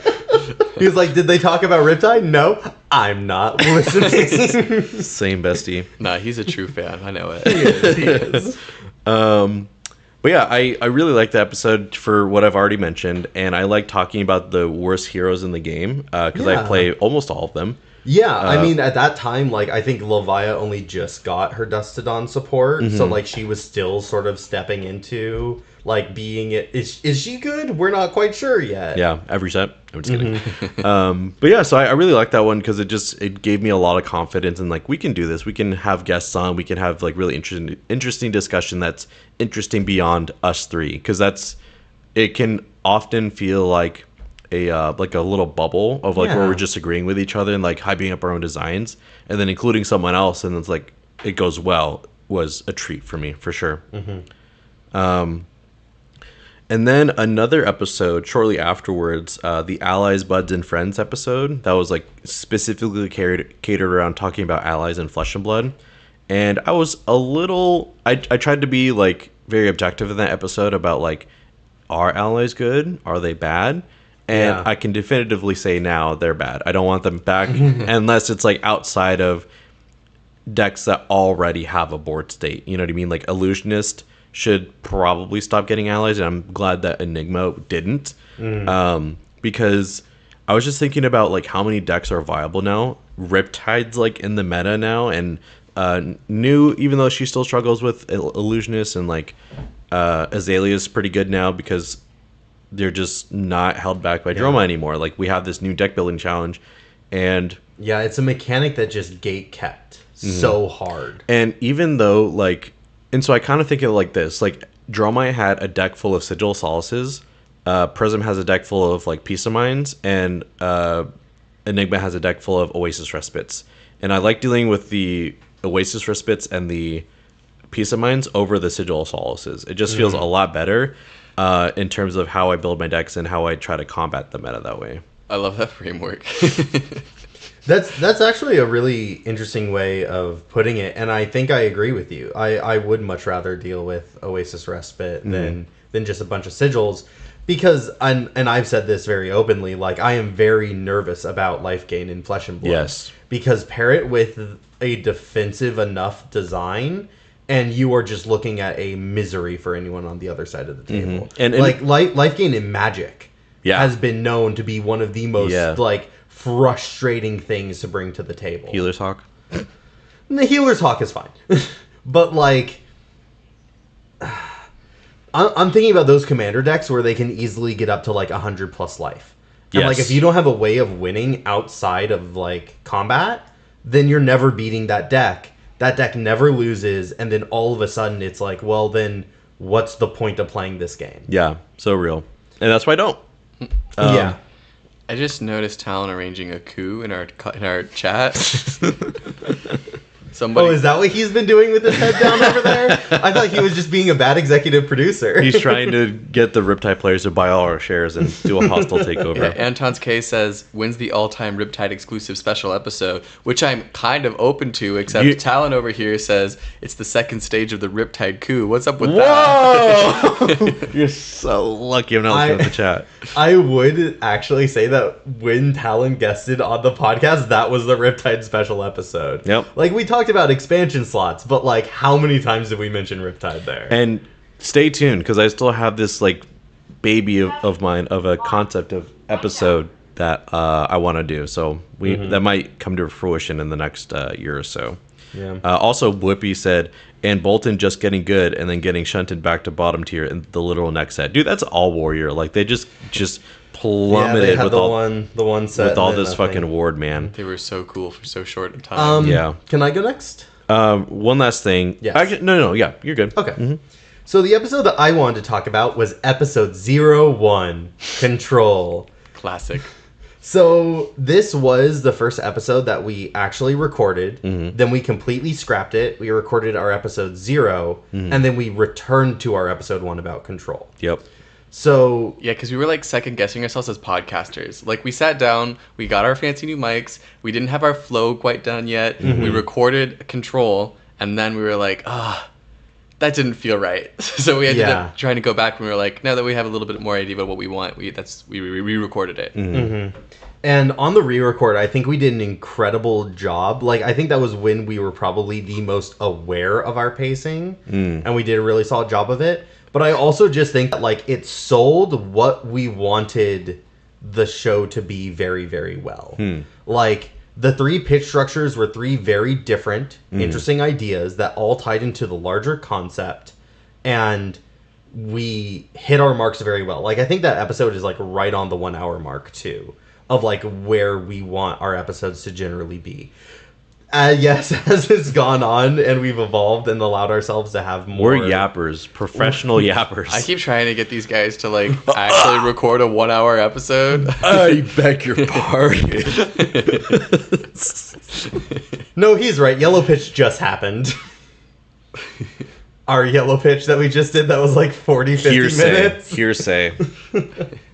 But I think we were very focused that episode, and I think it touched on the things that we wanted to talk about and things that we want people in the Flesh and Blood community to be talking about. Like, as much as we can get into the weeds about balance, I don't always enjoy those conversations. Like, I think it again, we said it at the beginning of Yellow Pitch, it's super subjective. How much conversation can we really get out of, like, is this card good or bad? And, like, how meaningful is that to somebody playing at their local armory with their 4 buddies, right? Also with zero information on how LSS does their R&D. Exactly. So it's like, there's just so much missing information when we talk about balance and what's good and meta and all this. And, like, why don't we talk more about, like, what do we want control to look like? And what do we think it is? And how can you take those concepts and apply it to other heroes and other ideas to make control expand outside of Icelander annoying because me no play card. Oh, that was a really good fuzzy impression. I'm so embarrassed. Icelander annoying because me no play card. Like, so me play card. Me want to play card. Me have all these zeros. Why me no able to play card? Why 0-1 now? I can't no afford 1. Me no have blue. Me already pitched blue to not take arcade damage. Golly. I love Caveman Pussy. Oh my god. So I think Control was really special for that. And I think it also, like we said very clearly from the get-go of our podcast, we said, well, what is our podcast going to be about? We're going to talk about big idea concepts. We're going to talk about, like, cards and mechanics. And then we're also going to be making our own cards. And simply saying that those are going to be, like, pillars of what our podcast is going to be, I think it did a great job of it. I also kind of want to take this moment to talk a little bit about, like, updating what we talked about. Because it was so long ago, and the Metascape and design was so different. It was 1 year ago. It was a little over a year. That's right, because those first 3 episodes, we actually recorded them, like, a month, 2 months in advance. 2 months before we ever before published I them. left for Europe. Yeah. Yeah, when you ditched us. But I think, like, at the time, I think we were saying, like, you know, Assassin's kind of like a control deck. I would say now, without a doubt, Assassin is a control archetype.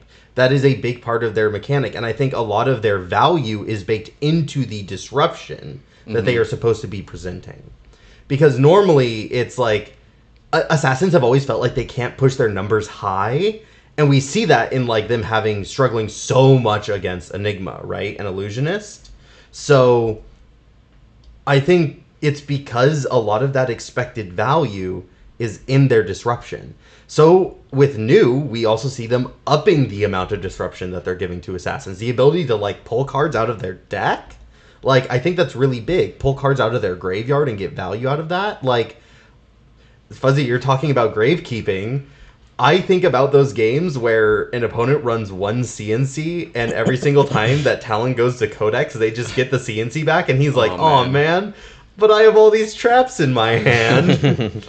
And it's like, well, now just, like, you can run Gravekeeping and get rid of that so that you can Codex comfortably. You can get rid of, like, the Codex target that you're the most afraid of, right? Sure. And adding, I think, those little bits of disruption that let you tailor your strategy against different heroes. I mean, for me, that's control, right? You have a disruptive tool that you need to tailor against the field. And based on what the best aggro deck is, that's how you can tailor your disruption to. So I think, like, Assassin should 100% be in the conversation for, like, who does control in Flesh and Blood. I think I knew it at the time, but like control, aggro, whatever these labels are a little bit archaic. They're reminiscent of a different trading card game, multiple other trading card games, and to bring them to Flesh and Blood, which is really a unique game with its own systems and advantages and pacing, like I think there's a little bit lost in translation when we say control. Like it's really something different in Flesh and Blood. It takes different forms, multiple different forms that have their each unique flavor, and that's why I try to like think about like it's the slower, like literally if your deck is trying to take its time and be slow, that's enough for me to consider it control. And I think other people would disagree, and they have the right to, because there's often a lot more to it than that, you know? Yeah, it feels like control can be slapped on so many decks, because you guys are talking about like the defense part, and I'm thinking of Azalea and like Ice Lexi when she first started out. I feel like those are really good examples of what control deck could be. Lexi when she was Ice specifically, because she would do like a semi-tall arrow or an arrow with dominate, and it would have on hit you get like 6 frostbites or something stupid like that, or 2 arrows per turn, and it's 2 arrows per turn, and it's a discard effect on each one, and then a frostbite on each one. Yeah. And that, even though it's not dealing a lot of damage, like maybe 10, 12 damage, whatever, but it's still like enough to stop someone's turn. You know, it's a part of the value that should be included, right? I think I want to take this little to shout out a hot conversation going on in the chat. Yeah. Whippy starts with, I think with new heroes coming out with 30 plus damage turns consistently, we need some new life gain and defense focus to combat this. He also said he's tired of games being done in 3 turns. And Anton said, I feel like 30 plus damage turns are a very dangerous design space because they call for equally oppressive disruption. It's how we got Warmongers and the likes. I'd rather have 3 plus attacks with on hits. And Fat Frog said Zen would be fine if the deck was Tiger focused. So true, Fat Frog. Yeah, I was so said. bummed that he was a fucking Bonds ninja. I mean, but circling back to the conversation about aggro decks and the need for something as oppressive in the form of defense, I think when you start having that conversation, it gets to be a little bit more like fighting fire with fire, and you get to the like Yu-Gi-Oh arena of things where everything's overpowered and so nothing's overpowered, because there's always something like really disruptive to deal with something else. And that's why I think like, I mean, in general, when I think about like balance and game design, I think of I lost my train of thought completely. Hold on.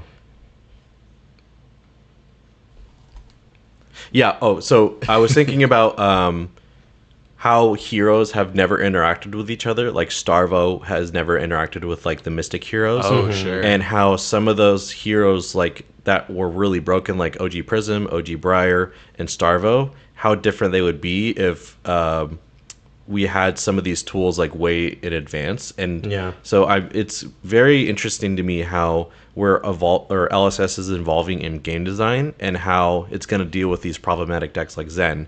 And so when the next iteration of Ice comes back, I wonder if I've been asking for Ice for a while now, ever since Heavy Hitters and KO.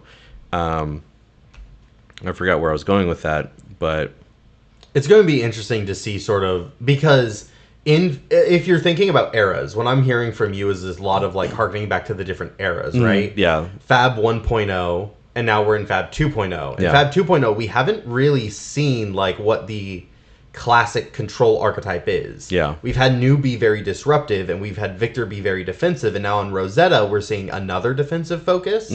So maybe we can expect the very next set to have some ice and return to that disruption again.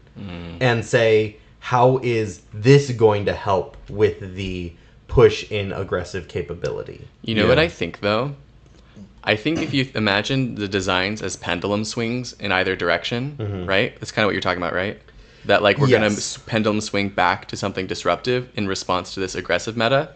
Would you agree that's what you're saying? Yes. I was trying to drink water, and it just did not want to come out of this glass. So I think that requires LSS to be aware of the aggressive meta they created. Sure. Do you think LSS knew Zen was going to be this strong and this dominant? Yes. Not Zen, but they knew that Ninja was going to be. Do you agree with that, Joel? No. I think they were hoping people would gravitate towards the Tiger line, to be honest. Okay. Because if they did believe that, then I would follow up. We can't really know what LSS is thinking, right? Mm-hmm. But then it would make a lot of sense to me that we'd be going back towards a more like getting some more control tools built into the Metascape, you know? Oh, well, I mean, that ties into what we talked about for the episode of control can only really exist in response to aggro, right? And so thinking about LSS as like letting the aggro dictate the defense, I think that sort of connects to that idea all the way back that we discussed in that episode 1.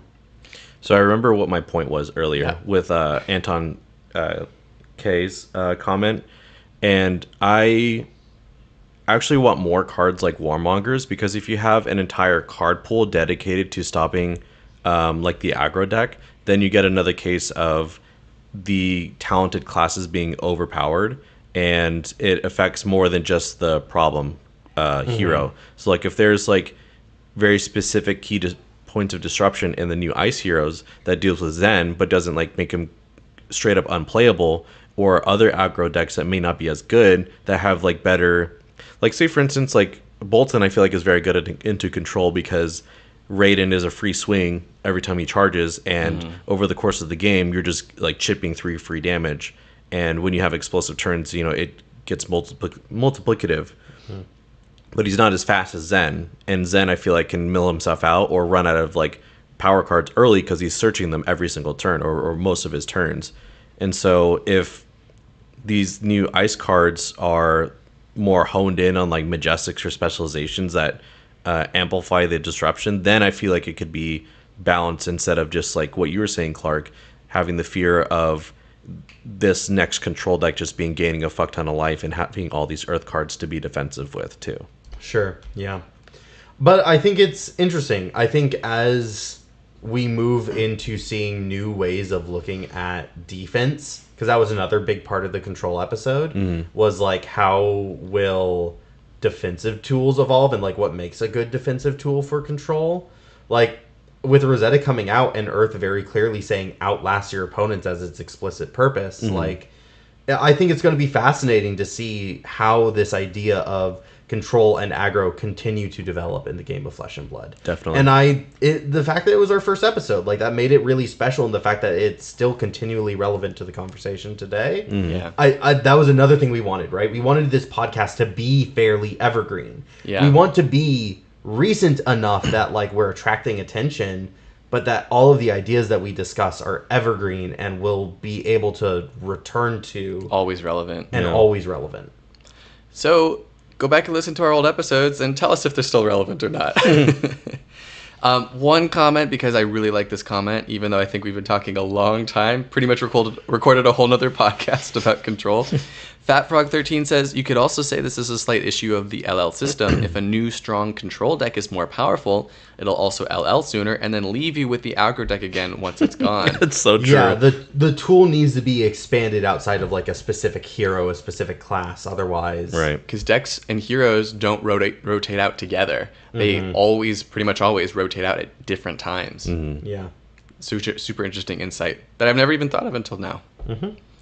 Okay, so Joel did 2, so I'm going to do 2. I know we've been going long, but you cheated first, so I'm going to mention them both. And I'll try to be pretty quick here. So first, I want to mention episode 42. That was our smorgasbord episode. We talked about color scaling. We talked about...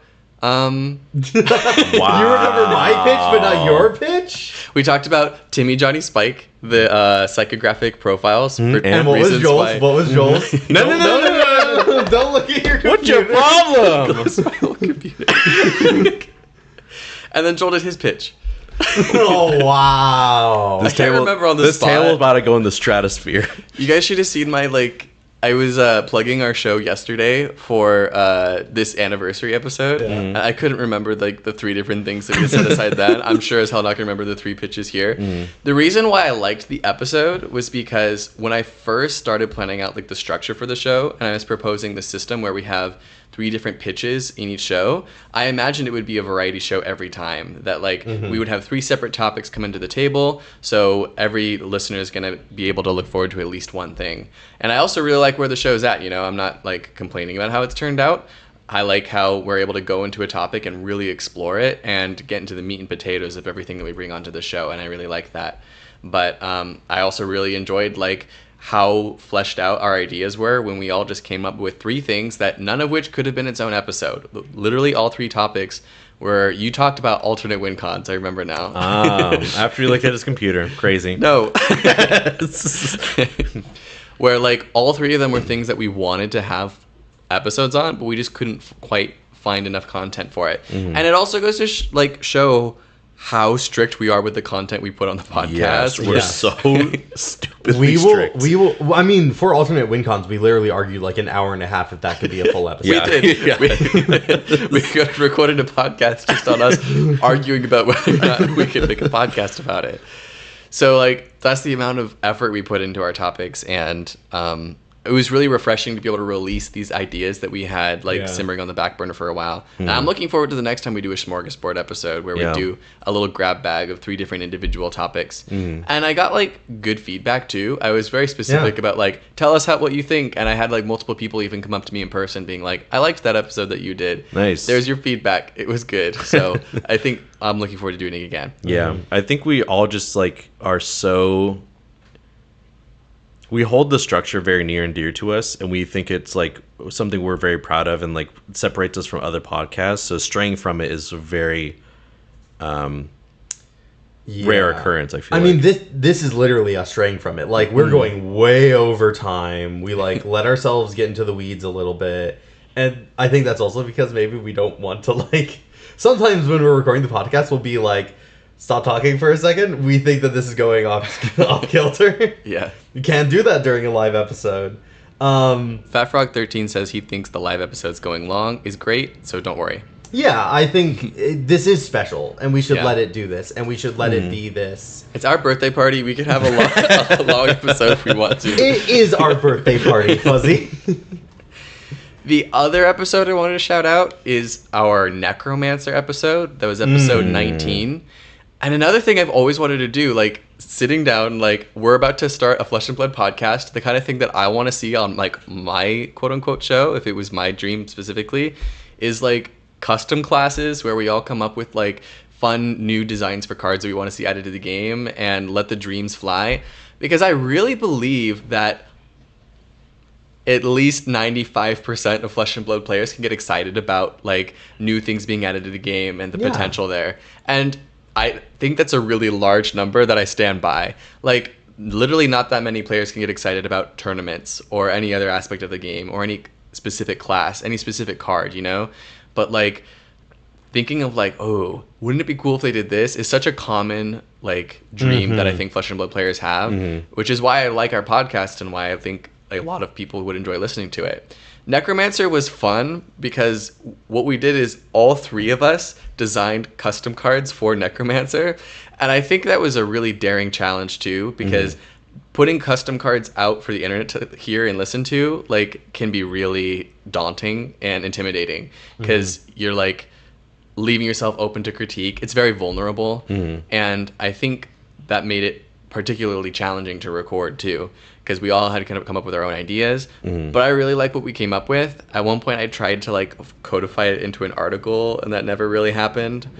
To like put on other websites and stuff, like the Wrath Times is an awesome site with some awesome articles, but it never really panned out. I'm hoping the next time that we do a custom class that we can be a little bit more formal with it, and I just thought that episode was a lot of fun. It was one of my favorites. You know, in Red Pitch, we just talked about 3 possible custom classes that we could design. So I guess if you guys want to see us do another episode like our Necromancer, go back and listen to our Necromancer episode. If you want to see something similar about one of the classes we talked about in Red Pitch, let us know, because we would love for our audience to tell us what to make our episodes on, so that we don't have to argue for an hour and a half about it. Yeah, one thing that I had a concern about when we were doing this podcast, and that it's worked out relatively well since I've voiced my concerns, is that listening to custom card design sounds boring as hell as a listener. Like, Flesh and Blood is a very visual game. We get hyped about art. We get hyped about keywords and reading cards and stuff like that. Even though card game players can't read, it's still fun to like look at the card and then changing it to a audio only format, until we get like video started. Yeah. Was something that I was just like, people are not going to fucking listen to this or enjoy it. And so if there is feedback where you guys really enjoyed the Necromancer episode, or I think someone was talking about the Alchemist episode, if those formats are fun, like, yeah, let us know, because I think all of us like really enjoy creating new heroes, and I think each of us want to get back to it at some point, when there's not something like really relevant going on. Yeah, they're great for when there's like fab downtime. Yeah. When there's not a new set coming out, there's not a new set that was just released. So we get to pretend that there is, right? Yeah. Fake spoiler season. Fake spoiler season. Here's the new hero, and here are some of their new cards. What do we think? All right. I think we need to catch up on some of the chat here. I'm starting to lose the context for some of this. Yeah, Anton's K said, in my opinion, Assassins needs dot effects and damage over time effects to be more viable. Like an on-hit that makes the defender create a token with an effect that carries over to your next turn and maybe even affects the defender's turn. That sounds kind of cool, like poisons. Kind of like the Bloodrot Pox token, but perhaps like over a longer period of time. I know that of actually very, very interesting idea. Legends of Runeterra just fairly recently released the Morgana champion, which places curses on the opponent, which is that it puts a card into their hand that they then have to play by spending mana. So, like, imagine putting a card into the opponent's hand that says, if this is in your hand at the end of turn or arsenal, take 1 damage. Yeah. And then, like, it costs 1. It has go again, but it costs 1. So you have to, like, pay 1 to get rid of it. And, like, but if you leave it in your hand, you'll take a damage, and then you draw less cards of what you actually want to play. Right? Like, that could be a cool concept. I like that. It sounds annoying. Like putting an ephemeral card in your opponent's hand. Oh. So, like, they have to play it. Guys, that's Squizzy and Floof right there, baby. Oh, yeah. That's Squizzy and no. We Floof. just designed Squizzy and Floof. It's because it's a genius card design, and it needs to be on every format. No! You have to bring extra cards so that you can sleeve up the cracked baubles that those Squizzy players give you. It could very easily die, and I would be okay with that. Blippy also said, I still talk to people about the allies conversation that you had about Guardian being the next class to get allies so that they could use Protect in a CC game. Very cool concept. Oh, wow. I didn't Yeah. even think about that. Well, I think, Fuzzy, that actually happened very naturally during the podcast because we didn't know the allies that we were designing and, like, what classes we were giving allies to. So, like, Fuzzy, you designed your Guardian ally. Yeah. And then I was like, right, and then they have the Protect keyword so they Forgot can all actually about that. block for their allies. And you were like, wait a minute. Wait, chivalry playable in CC? Question mark? Yeah. Pretty cool. Brevin, Alright. new best blitz hero, like Brevin Alright. meta. I think it's time to move into the inventory and the open Q&A. So let's go ahead and everyone in the audience, go ahead and put Talon to work. Give us all your questions. He'll be filtering through them and passing them along to us. He's already grabbed a few from throughout the episode, so we can go ahead and get started on those as we wait for new ones to roll in. So let's start off with this one from Alexandra Martin. Question from someone who knows nothing about this game. Which character is the most difficult to play as and why? I know what I think. I think I know too. I think I know what you two think is the most complicated. Why don't you go first, Fuzzy? What's the Y'all most... Levia players think Levia is Whoa, the whoa, most whoa, whoa, complicated whoa, whoa. hero. She is! You have to manage so many things So- and you could just die if you're not good enough. I know you and I are going to have a tangent, so I want to hear from Fuzzy first. Sure. You're putting me on the spot. The most difficult to play, I kind of want to think about like Shadow Rune Blades because they have a lot of Ooh, like that's fair. they're really managing their blood debt because it actually hurts them. And listeners, for those who know nothing about this game, Blood Debt is a mechanic where if you have this card face up in a certain zone, you take damage. The Banish Zone, Yeah. Yeah. And they have these other cards that'll banish cards from the top of their deck or banish themselves. So if they're sitting there in their banish zone and not going away, they're just continuously hurting you. So you have to figure out a way to use them efficiently. You have to, like, often you want to get them there in the first place. You have to find ways to banish them. Runeblades also do things at instant speed, which I think is a fairly high learning curve. We talk a lot about how Illusionist and Wizard are also very difficult classes because they demand you to understand so much more about the priority system than other heroes do. Like Ninja barely does anything at instant speed, right? It's like pretty much just Art of War, I think. Yeah. So like all you have to worry about is attack, block, attack, block, attack, block. And I'll paint it a little bit more this way.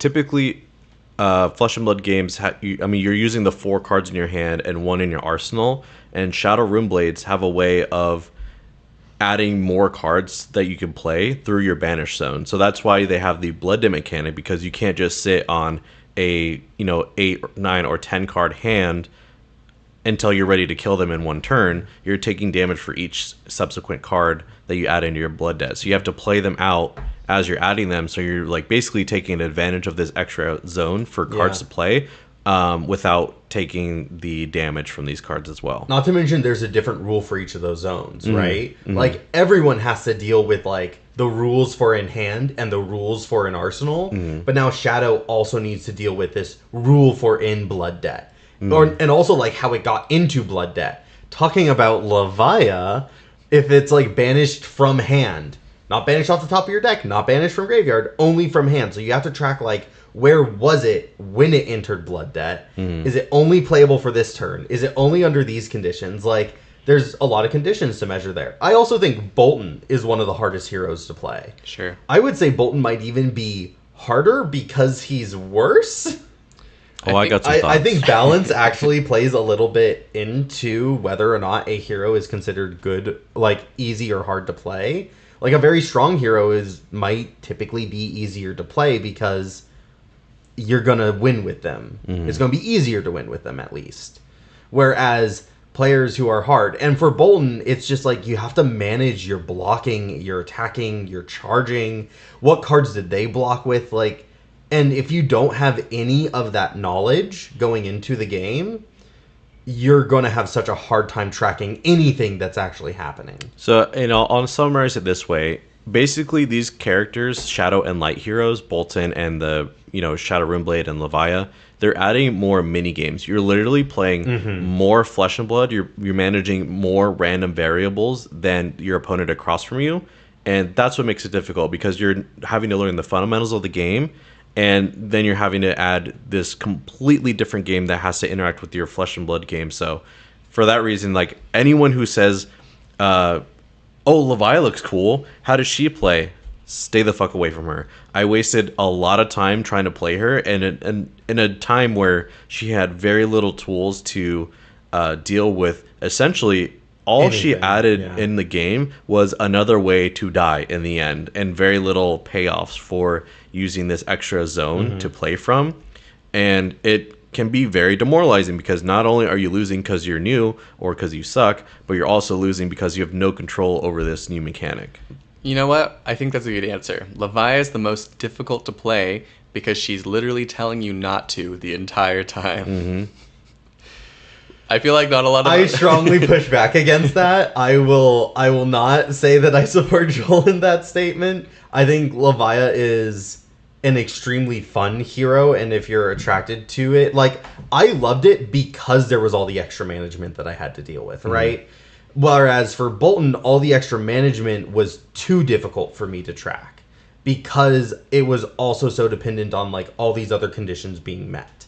I think that's because you're a glutton for punishment and a glutton for challenges. That's why you like Sure, Levia. I also hate myself. I think I do want to move along, but one other class I feel like I have to mention is Illusionist. Yes. Specifically like Enigma. I think there's a lot of skill expression that can go into good Enigma play, and that's part of what draws people to the hero is the difficulty, Yes. We talked about the Draw My Learning Curve and how steep it used to be, right? I think that has to go a lot into it. It's just... But again, I think it ties into what we were saying about Shadow and Light heroes. There's another minigame you need to manage. The board state. And like the different ways that interacts. And then with Illusionist, I think you're just adding this layer of instant speed on top of it that just messes everything up. So wait, if Light's annoying, and if his Illusionist is annoying, then isn't Prism the hardest hero to play? I think... No. I think Prism has a lot of mini games to play, but she has much more comeback mechanics because she gets the figments when she hits, and they just sit on the board until she's ready to pop multiple, or excuse me, not flip multiple of them, but flip one on the end of someone's turn and then flip one on her turn to have like two angels at her disposal now and kind of like swing the game that way. So I think she has more tools at her disposal once you figure it out, but it is a very difficult deck to play. And then Trent says that Kano is hard to play. Yeah, I would agree. Wizard stacking, playing off the top, knowing what's still in your deck.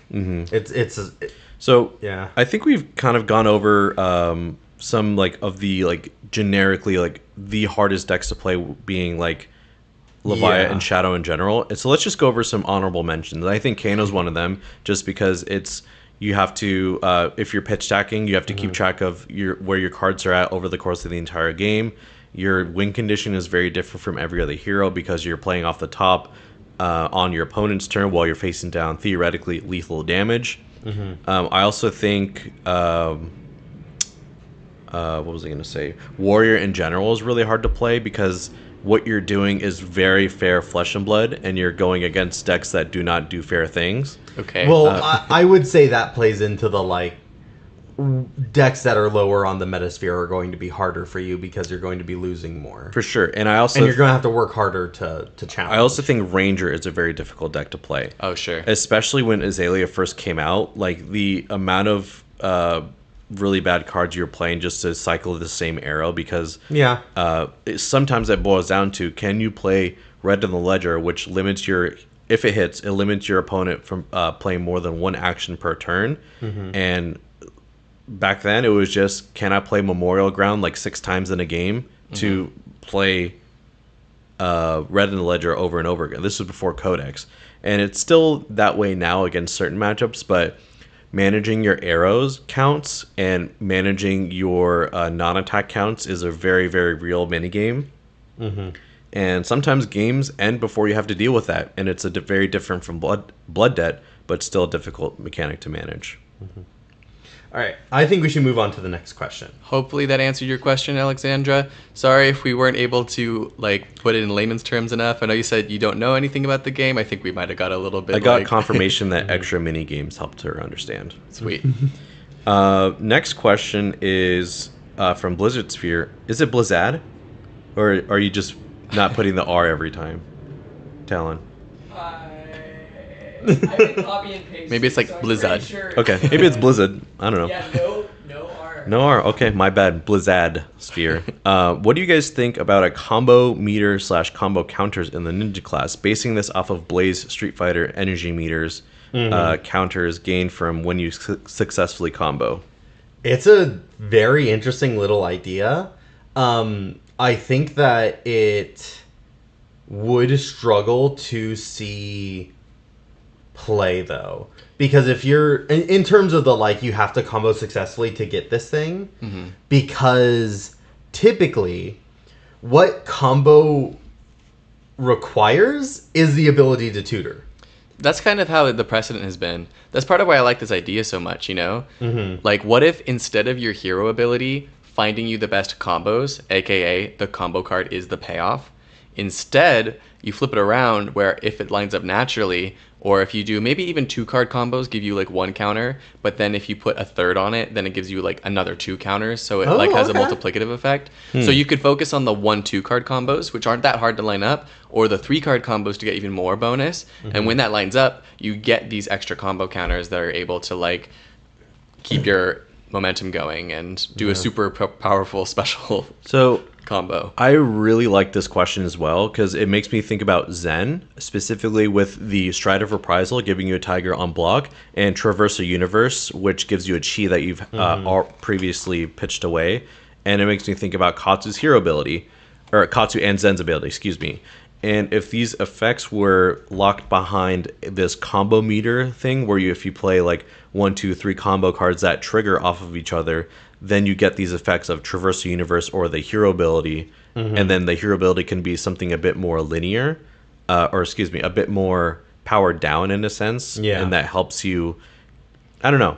I like the idea. I think if you lock the tutor ability behind like maybe 3 combo cards naturally in a turn, that would make it a little bit less overbearing instead of just like, okay, Zen has a 6 or 7 card hand. You know what I mean? I think it'd be really cool to see a ninja that plays around combos without tutoring. I know that's like a Yes. total flip of what we're used to seeing, but like you can still do a lot to try to line it up. You can like play Art of War, so you banish the combo that doesn't seem relevant to fish for the ones that are. You could play Bonds of Ancestry and use it to fish for the combo cards that you want in order to make it line up. Sync mechanics, things that let you put a card from the bottom and then draw a card so that you can try to go hunting and searching through your deck for the thing that you actually need. This also just sounds like straight up mid-range because now you're like maybe blocking with redundant combo cards and setting up for your natty combo because you can't search them out. Yeah. Because tutor effects are very powerful. There's a reason why they're like usually locked behind specializations or in Katsu's case Katsu and Zen's case a hero ability. So like I think reducing those effects and rewarding like the agency you have over the card you play makes more sense with ninja and combo in general. I think I would also like to see big special finisher moves be important. Like I think Mugenshi release was supposed to be that, and like Lord of the Wind was kind of supposed to be that, but I think both of them ultimately fail for what I think I want out of it. And a mechanic like this playing more into that, like I would love to see some legendary specializations that are like the level 1, level 2, level 3 special from Street Fighter. Sure. Like that'd be really, really cool to see. Like maybe comboing off the same line, but if you find this one versus this one versus this one, they have more powerful effects. Yeah, like all of them are the finisher for a line, but maybe Yeah. you want to run certain ones in certain matchups. I love that idea. Yeah. Love it. So awesome idea. Thanks for sharing. Yeah, thanks for the question. That was really, really thought-provoking. Oh, and because it's legendary, you can only do it once. So it still encourages you to run the other ones. Yep. Next question, Anton's K says, which one class-specific card that you would want in a different class? Am I evil if I say Revel in Room Blood? Yes. Okay. Fuzzy, do you have any ideas? Well, tell me more about this Revel in Runeblood in a different class. So imagine if you had 4 unblockable damage because they didn't know that you had Arcane in your class. I don't know if I like that being the reason, but like But you have to meet a condition that I think would be hard for a lot of classes to meet. I think some Runeblade cards in Wizard could be really cool. Like Wizard already has a little bit of design space shared with Runeblade. I know that's not a huge crossover, but like if Wizard had to also play an attack action card and then it gave them access to some stuff, I think that could be kind of funny. What wouldn't class specific card would I want in a different class? I think Codex of Frailty. Codex of Frailty? Well, yeah, if you want to win tournaments, you can No, put Codex I in a think- different class. Well, hold So- on, because Remembrance exists. Okay? Sure. I It's the would, same thing. No. No. It's not the same thing. It is. Remembrance is you're giving up the tempo in order to put extra copies back in your deck, right? 'Cause Yeah. It's an instant. You're not giving up any tempo. You don't have to spend an action point, but you have to spend a card from your hand. Sure.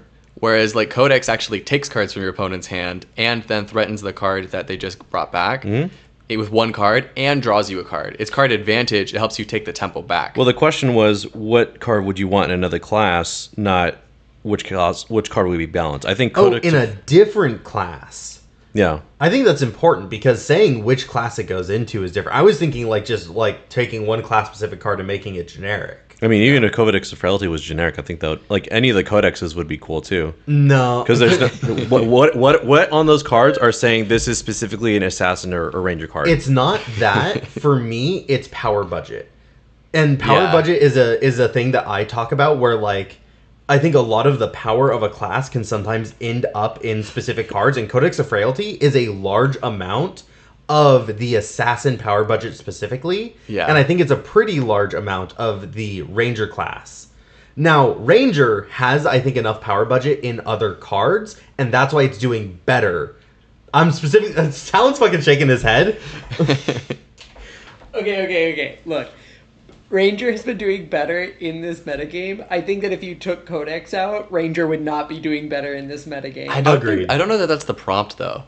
I also No, feel like we it's really not the cut prompt. Joel off. We should let him keep talking. We had such like a violent reaction when you brought Yeah. up like Codex of Frailty. no, I got it. What class is it going into? Because then maybe that would Doesn't help matter. me feel a little bit better. Doesn't matter. Okay, we don't feel better. Because there's for me, there's nothing flavor wise that ties it in with Yeah. those two classes that it can't be applied to everything else. If it's Sure. a recursion piece, it can be used by literally every class because there's already recursion pieces that exist for every class. It just sounds Sure. like a nightmare for like the health of the game, where like other classes Question is a run balance. codex. Question is a balance. It And isn't. also, I don't think are there any generic cards that make the disease tokens? No. There is There is. There's the one that Virulent like Touch. No. That one's yeah. not No. generic. it's the one There's- that like if you have it, it gives Yeah. it to them, which Yeah. feels different, right? Like I think that the idea of like I am giving disease, I'm giving frailty, I'm giving inertia, I'm giving blood rot.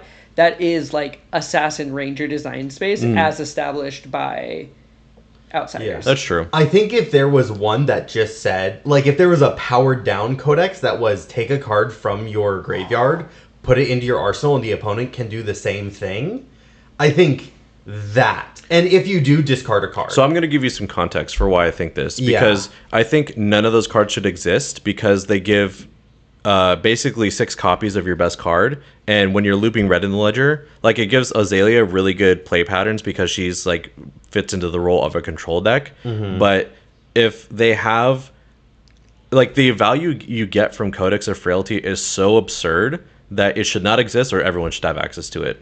Because why are you getting to reset your arsenal for free? You're taking a card away from your opponent and you're making whatever card they grab weaker. And that like non-linear card I just think is like way too strong. And because your point about power budget is why I think it should not exist or it should be given to everyone. because it's too much of a power budget for just these specific narrow spaces. Yeah. I do kind of like that, and it would end up making it hard to design cards in the future because it already takes up so much of the power budget that you don't have a lot of space to go from there. Yeah, like the fact that you just get your like it's very anti-thematic with Flesh and Blood in general because they are very specific about what classes get the and I've heard people say Remembrance should be banned because Dromai used it to great effect, like getting back her key dragons for the end game, and Guardian uses it for similar reasons, and that I think that is toxic as well because they've already said we're going away from fatigue as a game plan and have it as an option. And I think Codex of Frailty and in general like breaks that format for these two classes specifically, but I think it's too strong. I do think 2024 LSS could design something more elegant than Remembrance. Definitely. Remembrance is kind of like It's a relic of the past and it's like really, really strong. I wonder if they're returning back to the question. I wonder if there are any other big and notable class cards I would want to see carried over. so I kind of have an answer. Yeah. So like one that comes to mind is like Ancestral Empowerment, which is the ninja attack action card that buffs one thing by one and you draw a card. That might be fun in like Assassin. Lunging Press Plus. Yeah, Yeah. it's like lunging, but it's like red, but it blocks for 3 and you draw a whole last card. Yeah. I honestly, what I keep returning to is what would I like to see in Warrior? Like, what class card do I want to move towards Warrior? To make it a little bit less fair. Maybe not less fair, but like just to expand its design space a little bit. Like, my first thought was almost Mavrian Skies. Another rainbow thing that can provide an on-hit, which is maybe like a better version of like hit and run, maybe, right? So rather than like having to attack twice, and like if you can't efficiently throw it in like either the start or after, like if you're just using it for go again, that's so bad. So why not give it go again and an on hit, and then in a class that you know uses a lot of reactions to guarantee the on hit? Like that feels really nice. So I feel like that could be a good card to move over and port to Warrior. I could see that definitely. And you know, I do like it too because it like goes back to the Warlock idea where you're adding arcane damage in other classes. I mean, maybe not make Rune Chant specifically. Oh, like, sure, okay. But I even like anything that's like give go again and an on hit feels nice. I think the yellow attack reaction does that. Shift the tide of battle. Shift the tides of battle. But making it maybe a little bit more upfront and higher value on the on hit could be nice.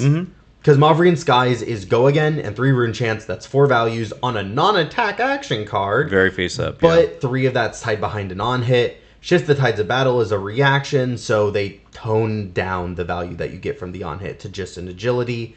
I'd like to see... And I would like to see it be a damage buff, because Warrior struggles the most with providing more than 12 damage in a turn. Definitely. So I think for those reasons, I would like to see Mauvrion Skies ported to Warrior.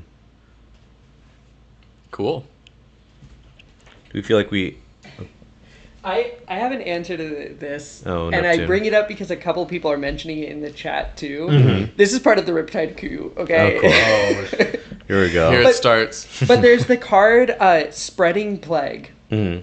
So Spreading Plague is an assassin attack reaction. It's an attack reaction that's outside of the Ranger design space, I'll give it that. But what it does is, for each card that is you are blocking with, it gives the opponent a Blood Rot. Yep. So it doesn't actually buff attack at all, but it does line up, like, if they pile a bunch of blocks on, you can do this and kind of surprise them with this damage. And I think what people like about that, especially in terms of, like, Riptide, is Riptide cares a lot about these, like, do you block, do you not block, these, like, kind of complicated questions that it's setting up. And just that idea of, like, yeah, having, like, an Assassin Ranger hybrid attack action that can just kind of dump these on and offer more complexity is very appealing, at least to us Riptide players. And it's not seeing play in Assassin right now, right? Like, that's part of it, is like this card, it's a Majestic, like, it seems like it's kind of missed the mark because nobody's playing it, but there are decks out there that would appreciate it more, and I don't think it would quite break the game, you know? Maybe if you just threw it on, like, an undominated Guardian, it could feel miserable. For sure. But I think there are plenty of safe classes to Well, he's throw saying Spreading Ranger. Plague. Yeah. Yeah. Like, I it's think- already Assassin Ranger, you know, it's like, Yeah. like it's fitted in with stuff like Virulent Touch, you know, which is another card that cares about, like, this block versus no blocks dynamic. So I'm noticing that we're not really fighting the allegations of, like, being a warrior, brute, ranger podcast. So is there maybe a class card that isn't something that we normally play that we think would be cool in another class? Theoretically. So thinking about the classes that I don't play. Oh, the Wizard Counterspell.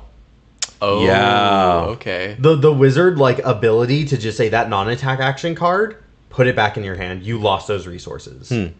Like, I think that's a very interesting mechanic, and putting that into another class would Ooh, be... Warrior. No. Because Warrior... I don't think it would be interesting in Warrior. Well, let's hear them out. So, in Warrior, you're already, like, trying to have that, like, give and take where you're on a duel with your opponent. And, like, Wizard duels, like, occupy that same sort of design aesthetic space. So I don't really have a whole lot more to say about it. You made it sound like I was going to give a whole big speech. But I think, like, the fact that it's an instant and it's not an attack and it relies on your opponent playing, like, non-attacks, I think, like, it could line up with Warrior pretty well. Like, it doesn't really go, contrary to their current game plan that much. It would give them another playable blue, which Warrior players like to complain about. I do like it just because the design space of Warrior, in the sense of, like, dueling, has, like, Steel Blade Shunt to block a very specific thing and get a value, Yeah. like parrying or, like, reposting or whatever. Yeah. So that design space is cool. I think the effect is a little strong, but I'd be open to seeing, like, what other ways that Warrior can counter very specific things, because Warrior is a very, like, practiced and like, dominant on the battlefield and tactics class. Yeah. To keep fighting the allegations, what would I like to add to Guardian? Nothing, because they already have everything. That is the Mario of Flesh and Blood. He is balanced. He has 5 in all of his stats, and he is fine. 5. Like 5 out of 10. Like, he doesn't do anything incredible. Like, the Guardians don't do anything, like, The all-rounder. incredibly. They're just the all-rounder. Gotcha. They have evasion, they have on-hits, they can block well. Congratulations, it's good Flesh and Blood. Yeah, I liked this question. I think I'm ready to move on. Okay. Cool. So, Whippy said, do you support bans and restrictions in Living Legend format? Ooh. Do you think that there'll ever be an open format with no bans or restrictions in competitive play, kind of like Wild and Hearthstone? You know, Wild in Hearthstone does have, like, balance changes, right? Like, they'll make adjustments to cards. I don't know that much about Hearthstone. Maybe it is just like hog wild out there. But directly to the question, do we support bans and restrictions in Living Legend?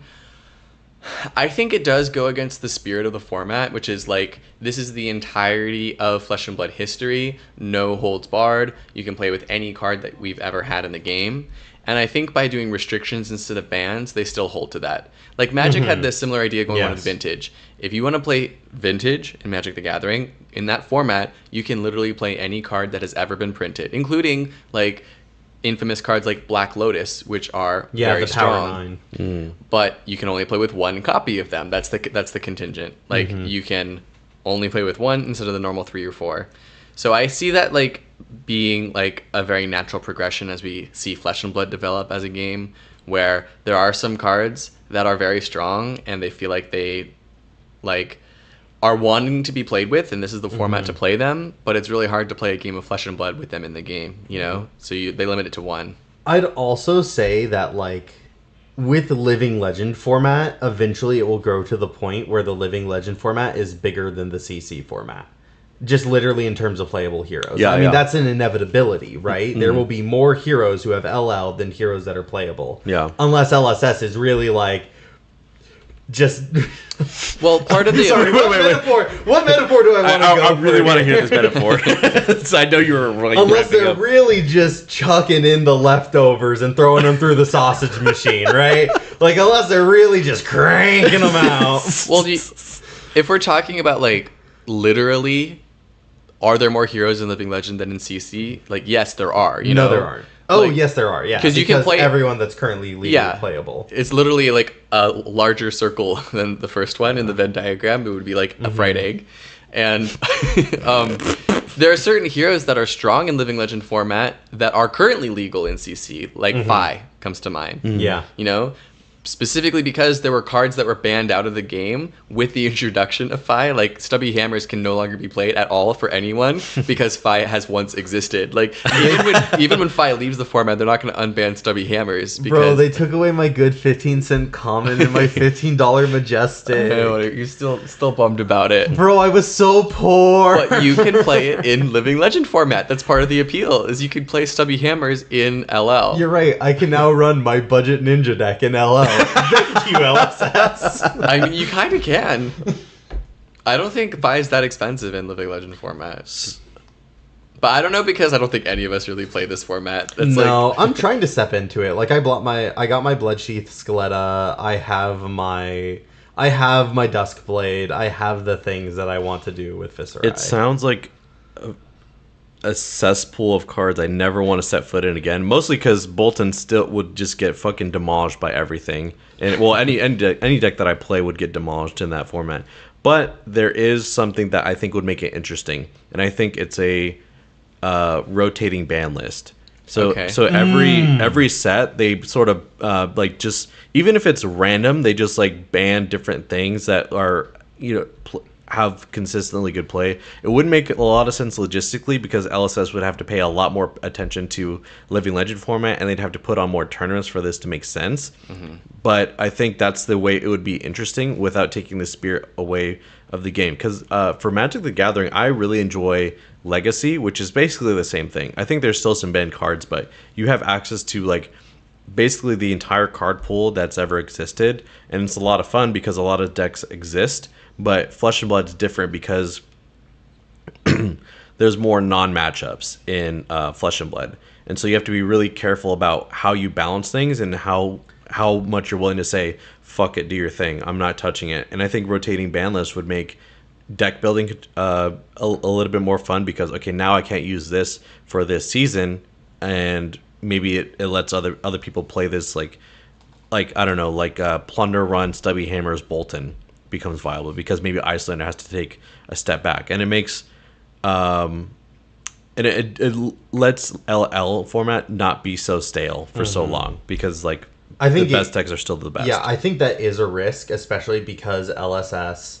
has been paying so much attention to power scaling. And like with the Zen conversation right now, I know a lot of people are complaining about like power creep. but they're not actually saying power creep because the cards that Zin is using to be broken are cards that have already existed. Yeah. It's bonds. And, like, doing Descendant into bonds and Descendant into bonds. Like, that's what makes his $30 turns with an Art of War or Ancestral Harmony. And those cards had already existed before. So, like, they're not saying power creep, but what they're saying is power creep is happening. And, like, if anything, I think LSS has paid a lot of attention to, like, not printing broken bullshit. And so, if anything, I feel like you're right. A big issue with the LL format is that it could get really stagnant over time. In which case, do we just have cascading Living Legends? Can you Living Legend from Living Legend and go into another format? So that And then that one has no bans. And then that one has no bans until it gets big enough, right? Like, I think, honestly, this question is going to be determined on what Flesh and Blood looks like 20 to 30 years from now. Like how Magic probably wasn't thinking about what Black Lotus was going to do to the game until 15 years later, where they were like, oh.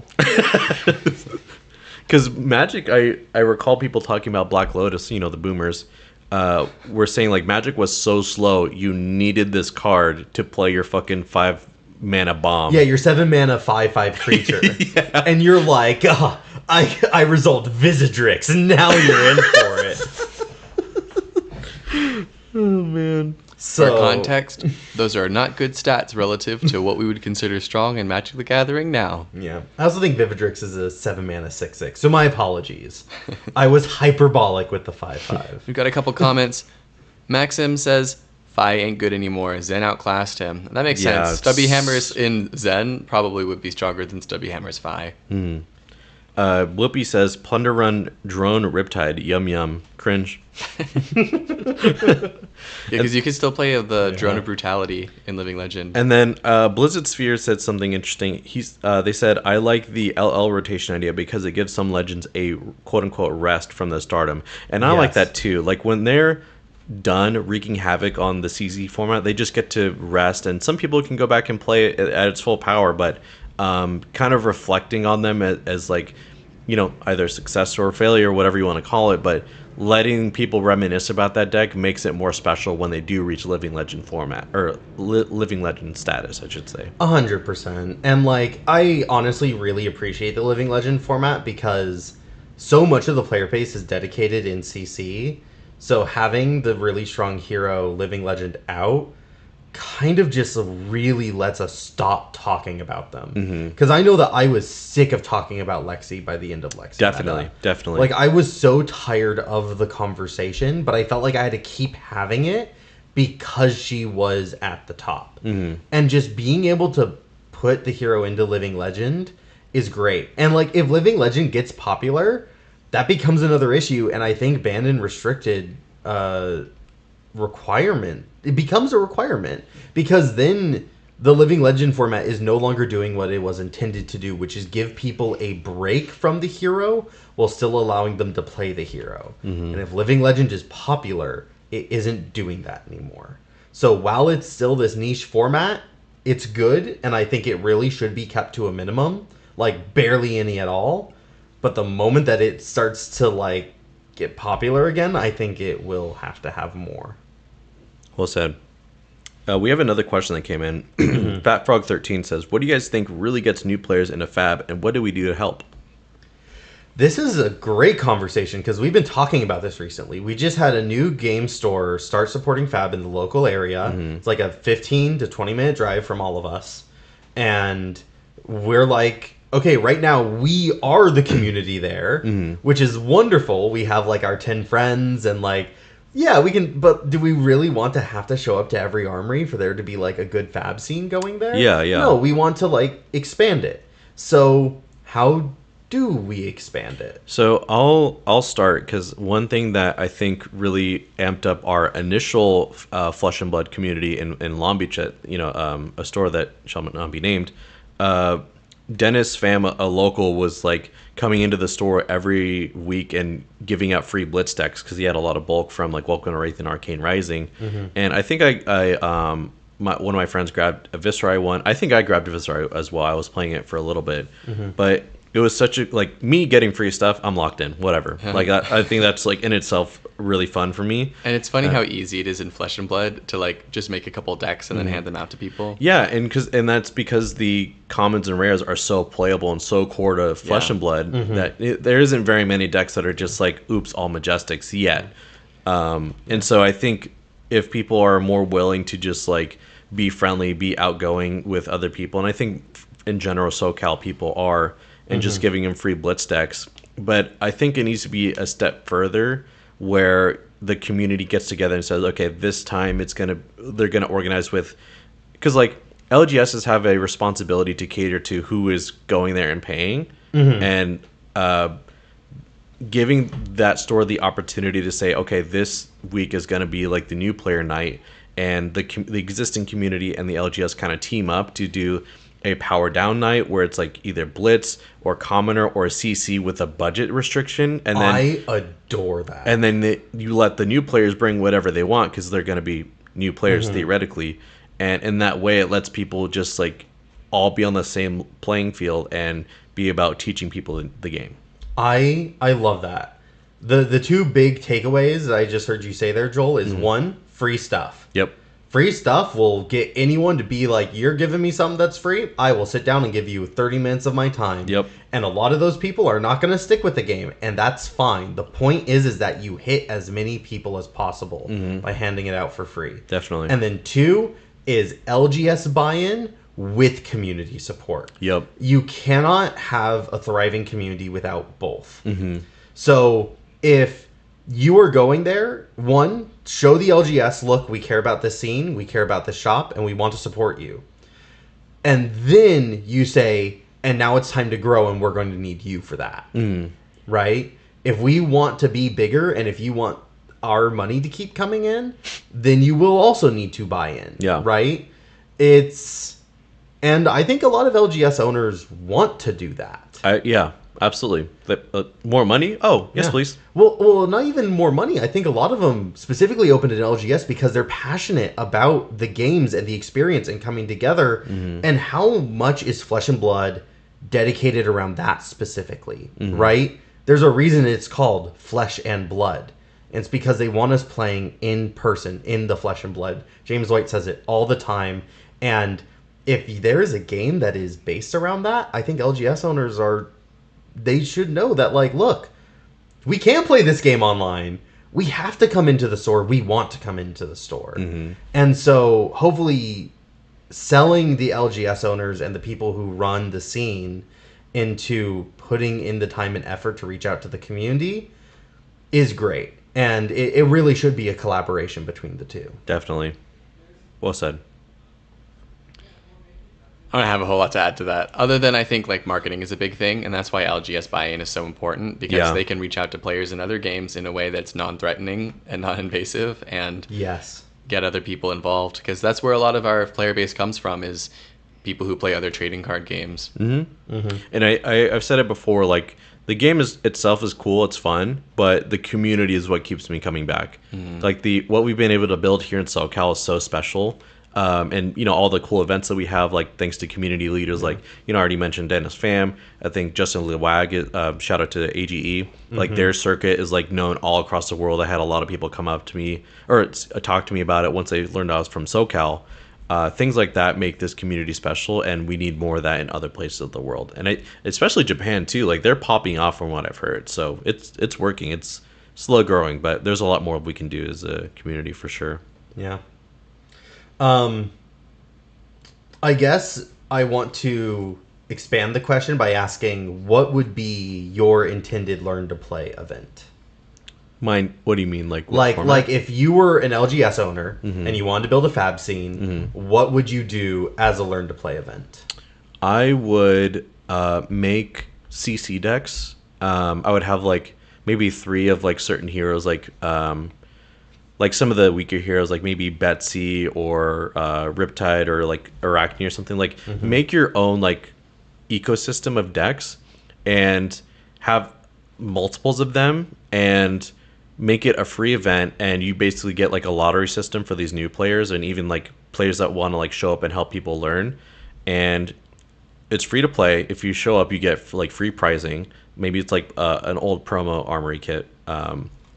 And you have your regular armory and you pass out the decks, and everyone's on the same playing field. You know exactly what card you're getting into, and you're getting free stuff, and you can even keep the deck if it's cheap enough. But I think that's an easy way for LGS to use their bulk in an interesting way and lower the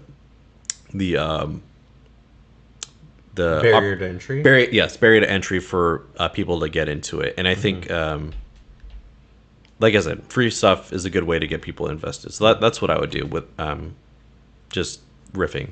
I think the first strike decks could do that really well as well. They're sounds like they're kind of meant to be played against each other. So having people come up, play first strike.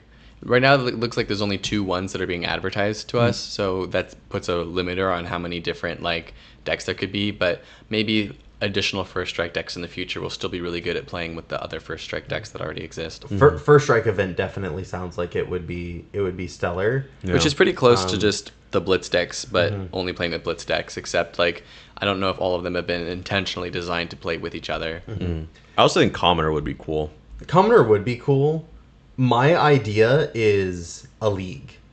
Oh, so I would love that. Not quite like, I know league systems have been done in the past where like you open a pack, certain packs, you make a deck out of those, and then you build and build and build and build. But I think something that gives players stepping stones and starts with a buy-in of just 1 week. But if you keep showing up, you can keep getting more and more and build up and build up and build up until you're properly invested. I love that idea. Because I think that's also very necessary. You can get players hooked with a blitz deck, but then if it's like, well, now all of our armories are CC and time for you to... Oh, you picked Assassin? Time to shell out $1,000 because you got to buy codexes and CNCs and weakest links and the big generic equipment. Like, I don't think that is great. But I think that you can actually really comfortably get people into the game if you go, here are some stepping stones, and you build, rather than a big jump, you create some stairs. Awesome. Talon, sorry, what you're saying? Basically what you were about to say. I think we're about ready to wrap up our inventory spot and move on to our last segment. That's our Arsenal Zone.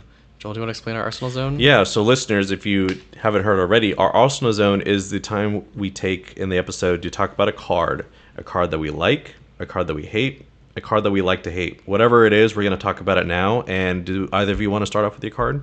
I would love to go last. I think Fuzzy should go last because then they get to see the ritual in person. Joel, why don't you go first? Okay. So the card I want to talk about today is Crown of Dominion. It's a generic equipment. It doesn't block, and when you equip it, you are royal, and you create a gold token.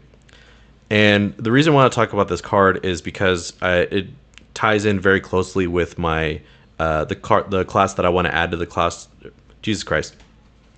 Because it ties in very closely with the class that I want to add to the game the most, Warlock.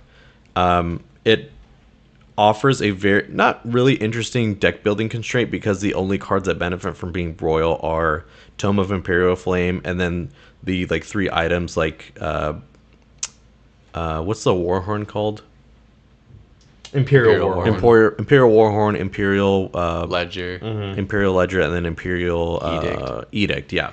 So those are the only cards I know. Oh, and no, not Cashin. Are there any of the cards? Cashin's not royal. Those are the 3. Yeah. Except for like the Tome, which I think you might have mentioned. Yeah, I mentioned that. So yeah, there's only 4 cards that really combo with royal, but I think this is a good way to add not talents, but just add a little bit more flavor to classes that need a bit of a boost. Like the gold really helped Dromai because she could pitch to get free ash off of the gold, and also it makes you royal for Tome of Imperial Flame, and it gives gold plus cash into other decks that want to play with gold, like Kasai, for instance, or Royal Viscerai. Royal Bolton was a thing for a while. It just adds a really unique bump for like basically just a headpiece. So I think it's a really cool design space, and I would want them to add more to it, specifically with Warlock. But I mean, whatever way they can add more cards to a pool or a class without overtly printing a new hero is something that I would support. I love this card. I love exactly what you're talking about, how it adds a whole like almost type line to your hero, but not really. Yeah. I also love how back when it was kind of more new, I had this fantasy of I could basically throw cash in and kind of Dominion in like almost any deck, and I could suddenly have this massive like pot of greed turn. It felt so good, just like drawing extra cards. Worst case scenario, you just pitch a blue, draw a card, you have one extra resource, and your hand might be fixed a little bit. Like it's so simple, but can do so much. Yeah. And I think another reason why you like it and why I like it is because it also like strangely lets you combo with like cash in a way. Like Briar used cash in very differently because she, you know, the first cash in was free, and then the second one, or even the first one, you pitch 2 Earth Blues and you get you to keep your Chanama Heroic around for a little bit longer. Yeah. Yeah, there's some cool synergies there. Yeah. Clark, do you want to go next? Yeah. The card that I chose is Blessing of Ki. So Blessing of Ki is a rare ninja card. It was reprinted in Part the Mistveil.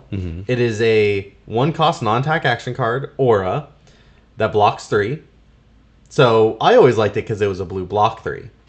And it says, at the start of your turn, destroy this. Create a Crouching Tiger in your Banish Zone. You may play it this turn. Your next Crouching Tiger gains +3.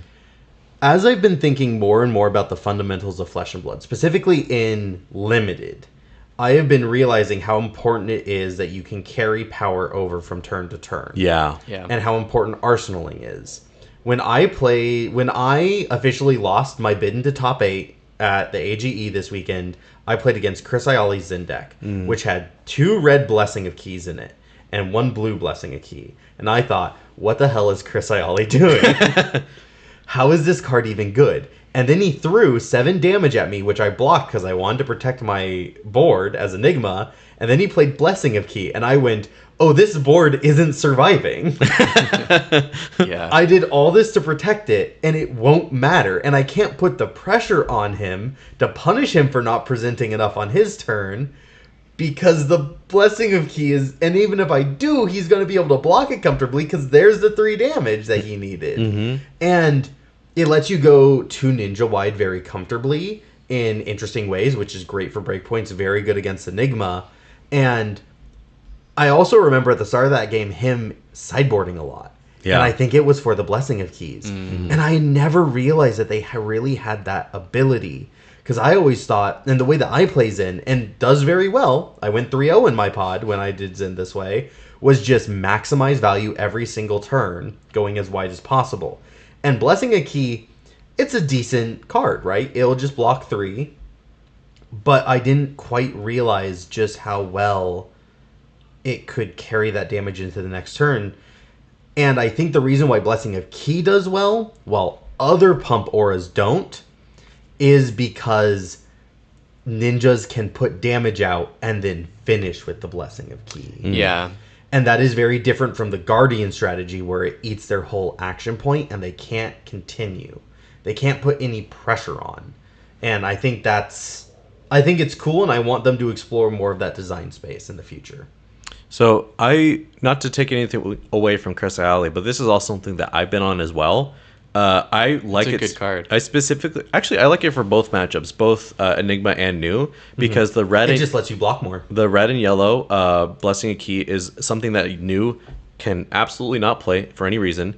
So it's a free block against a stealth card, and against Enigma, if they're trying to like set up or they like block really aggressively early in the turn, or even turn 1 or your turn 0, you can just like do Kakara and then play that. And you set up basically a 6-card hand for your following turn. And creating the tiger and having a buff for that tiger is so hard to get in Limited. And so having that, being able to play that card in some way without like just like playing it and passing is a really good way to just blow people out with Zen and Limited. And I think it was very successful in Limited. Now I want to see them try to make that pattern successful in CC. For sure. And the blue blocks for 3, and that's never bad. Blue block 3, we take those. I literally like rode my draft like to the Our top win? 8s just yesterday at the AG, just like taking the blue block 3s on stream. They're like teasing me for it a little bit. They're like, "This deck doesn't look that good. I wonder how Fuzzy thinks this deck is doing." And I'm over here like, "Blue block 3, blue block 3, blue block 3." All right, so for my shout out today, I wanted to do something a little bit special. You know, it's our 1 year anniversary. It's not an expensive card. I have to say that because I have given expensive cards out before. I don't want to get your hopes too high. Okay. Is it a legendary? No. You can run not just 1, 2, or 3. You can run as many copies of this card in your deck as you want. Chivalry?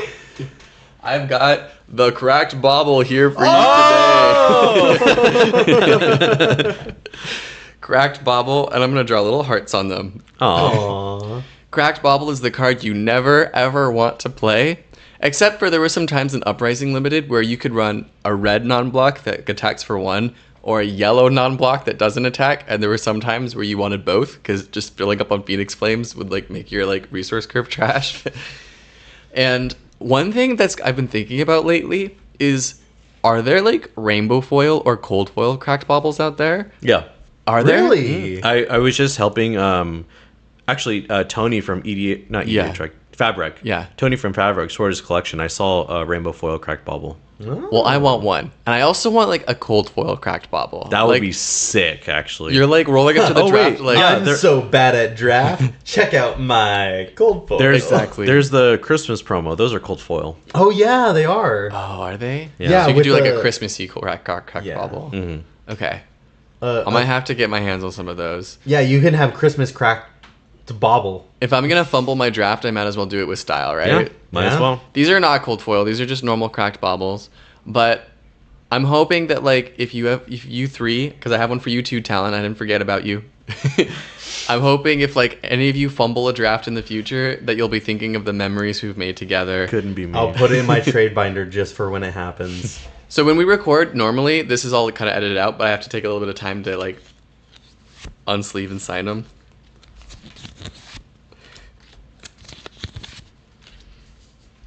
For those of you still listening, thank you so much. Your patience is unprecedented. Yeah, this And is much almost appreciated. 3 hours. Yeah.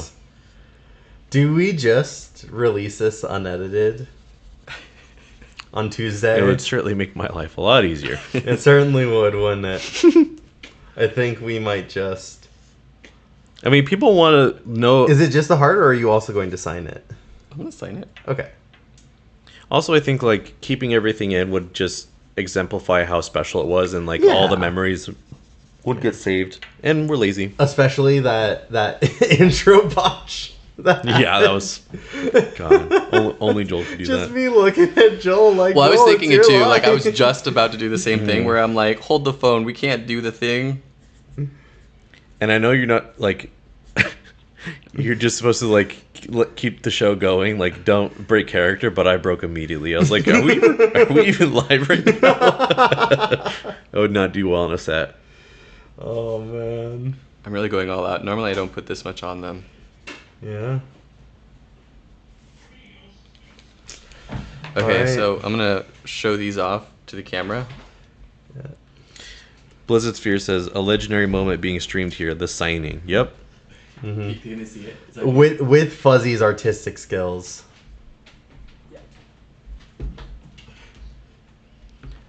Are they different? no. Not really. Okay. You can now everyone knows how awful my signature is. I've been like doing this clumsy signature on each one of these cards for a whole year. I put the videos. I told you I there. wasn't gonna watch it.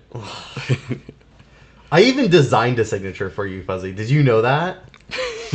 I did not know that. I designed a signature for you. I even thought about your sensibilities when I did it. One for you. One for you. Thank you, Fuzzy. And one for you. Yes. And before we sign off, I just forgot about one thing. And that's, you're not wearing a party hat. There you go. Now you can celebrate with us. All right. I think we're all done, so I think it's going to be time to move to our credits. I'll cue you, Talon. So, Thank you, everybody, for sticking around with us. Whether you were listening from the very beginning, I know someone chimed into the chat and said that they've been listening since episode 2. Dang. And I know that we didn't have a ton of people following us back then, but we appreciate you especially and everyone who's joined us over the journey. Mm-hmm. We hope that we can continue to grow and become a force to be reckoned with in the fab scene. We love you all very dearly. Thank you so much for joining us. Yeah, you guys make this a surreal experience for sure. All right. Bye-bye. Well, read the credits. Oh, yeah. Yeah. But we always say bye-bye. We say bye-bye as we go to credits. yeah. Bye. Bye-bye. Dash, come here. Trying to call the puppy over. Okay, read the credits. Our hosts are Joel, Clark, and Fuzzy. We'd like to thank Dillon Hulse for writing the music for the production, and Han V for designing our logo. We'd also like to thank our executive producer here in the booth with us today, Talon Stradley! We'd also like to give a big shout out to Fuzzy's boyfriend John, who has been so wonderful in helping provide this space for us. I know he doesn't always like getting shout out, but I wanted to acknowledge him for our 1 year here. Amen, sis. We had to turn off the AC while recording, so Yeah, so He he's was a been real cooking. trooper. And finally, thank you, listener.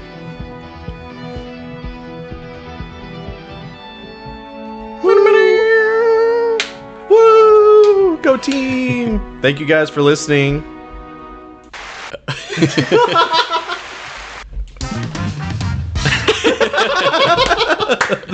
I hope they could hear that. yeah, they can for sure. That's funny. Alright. You press stop streaming? Yes, the stream is over. Alright. Woo! Talon, I'll buy you dinner.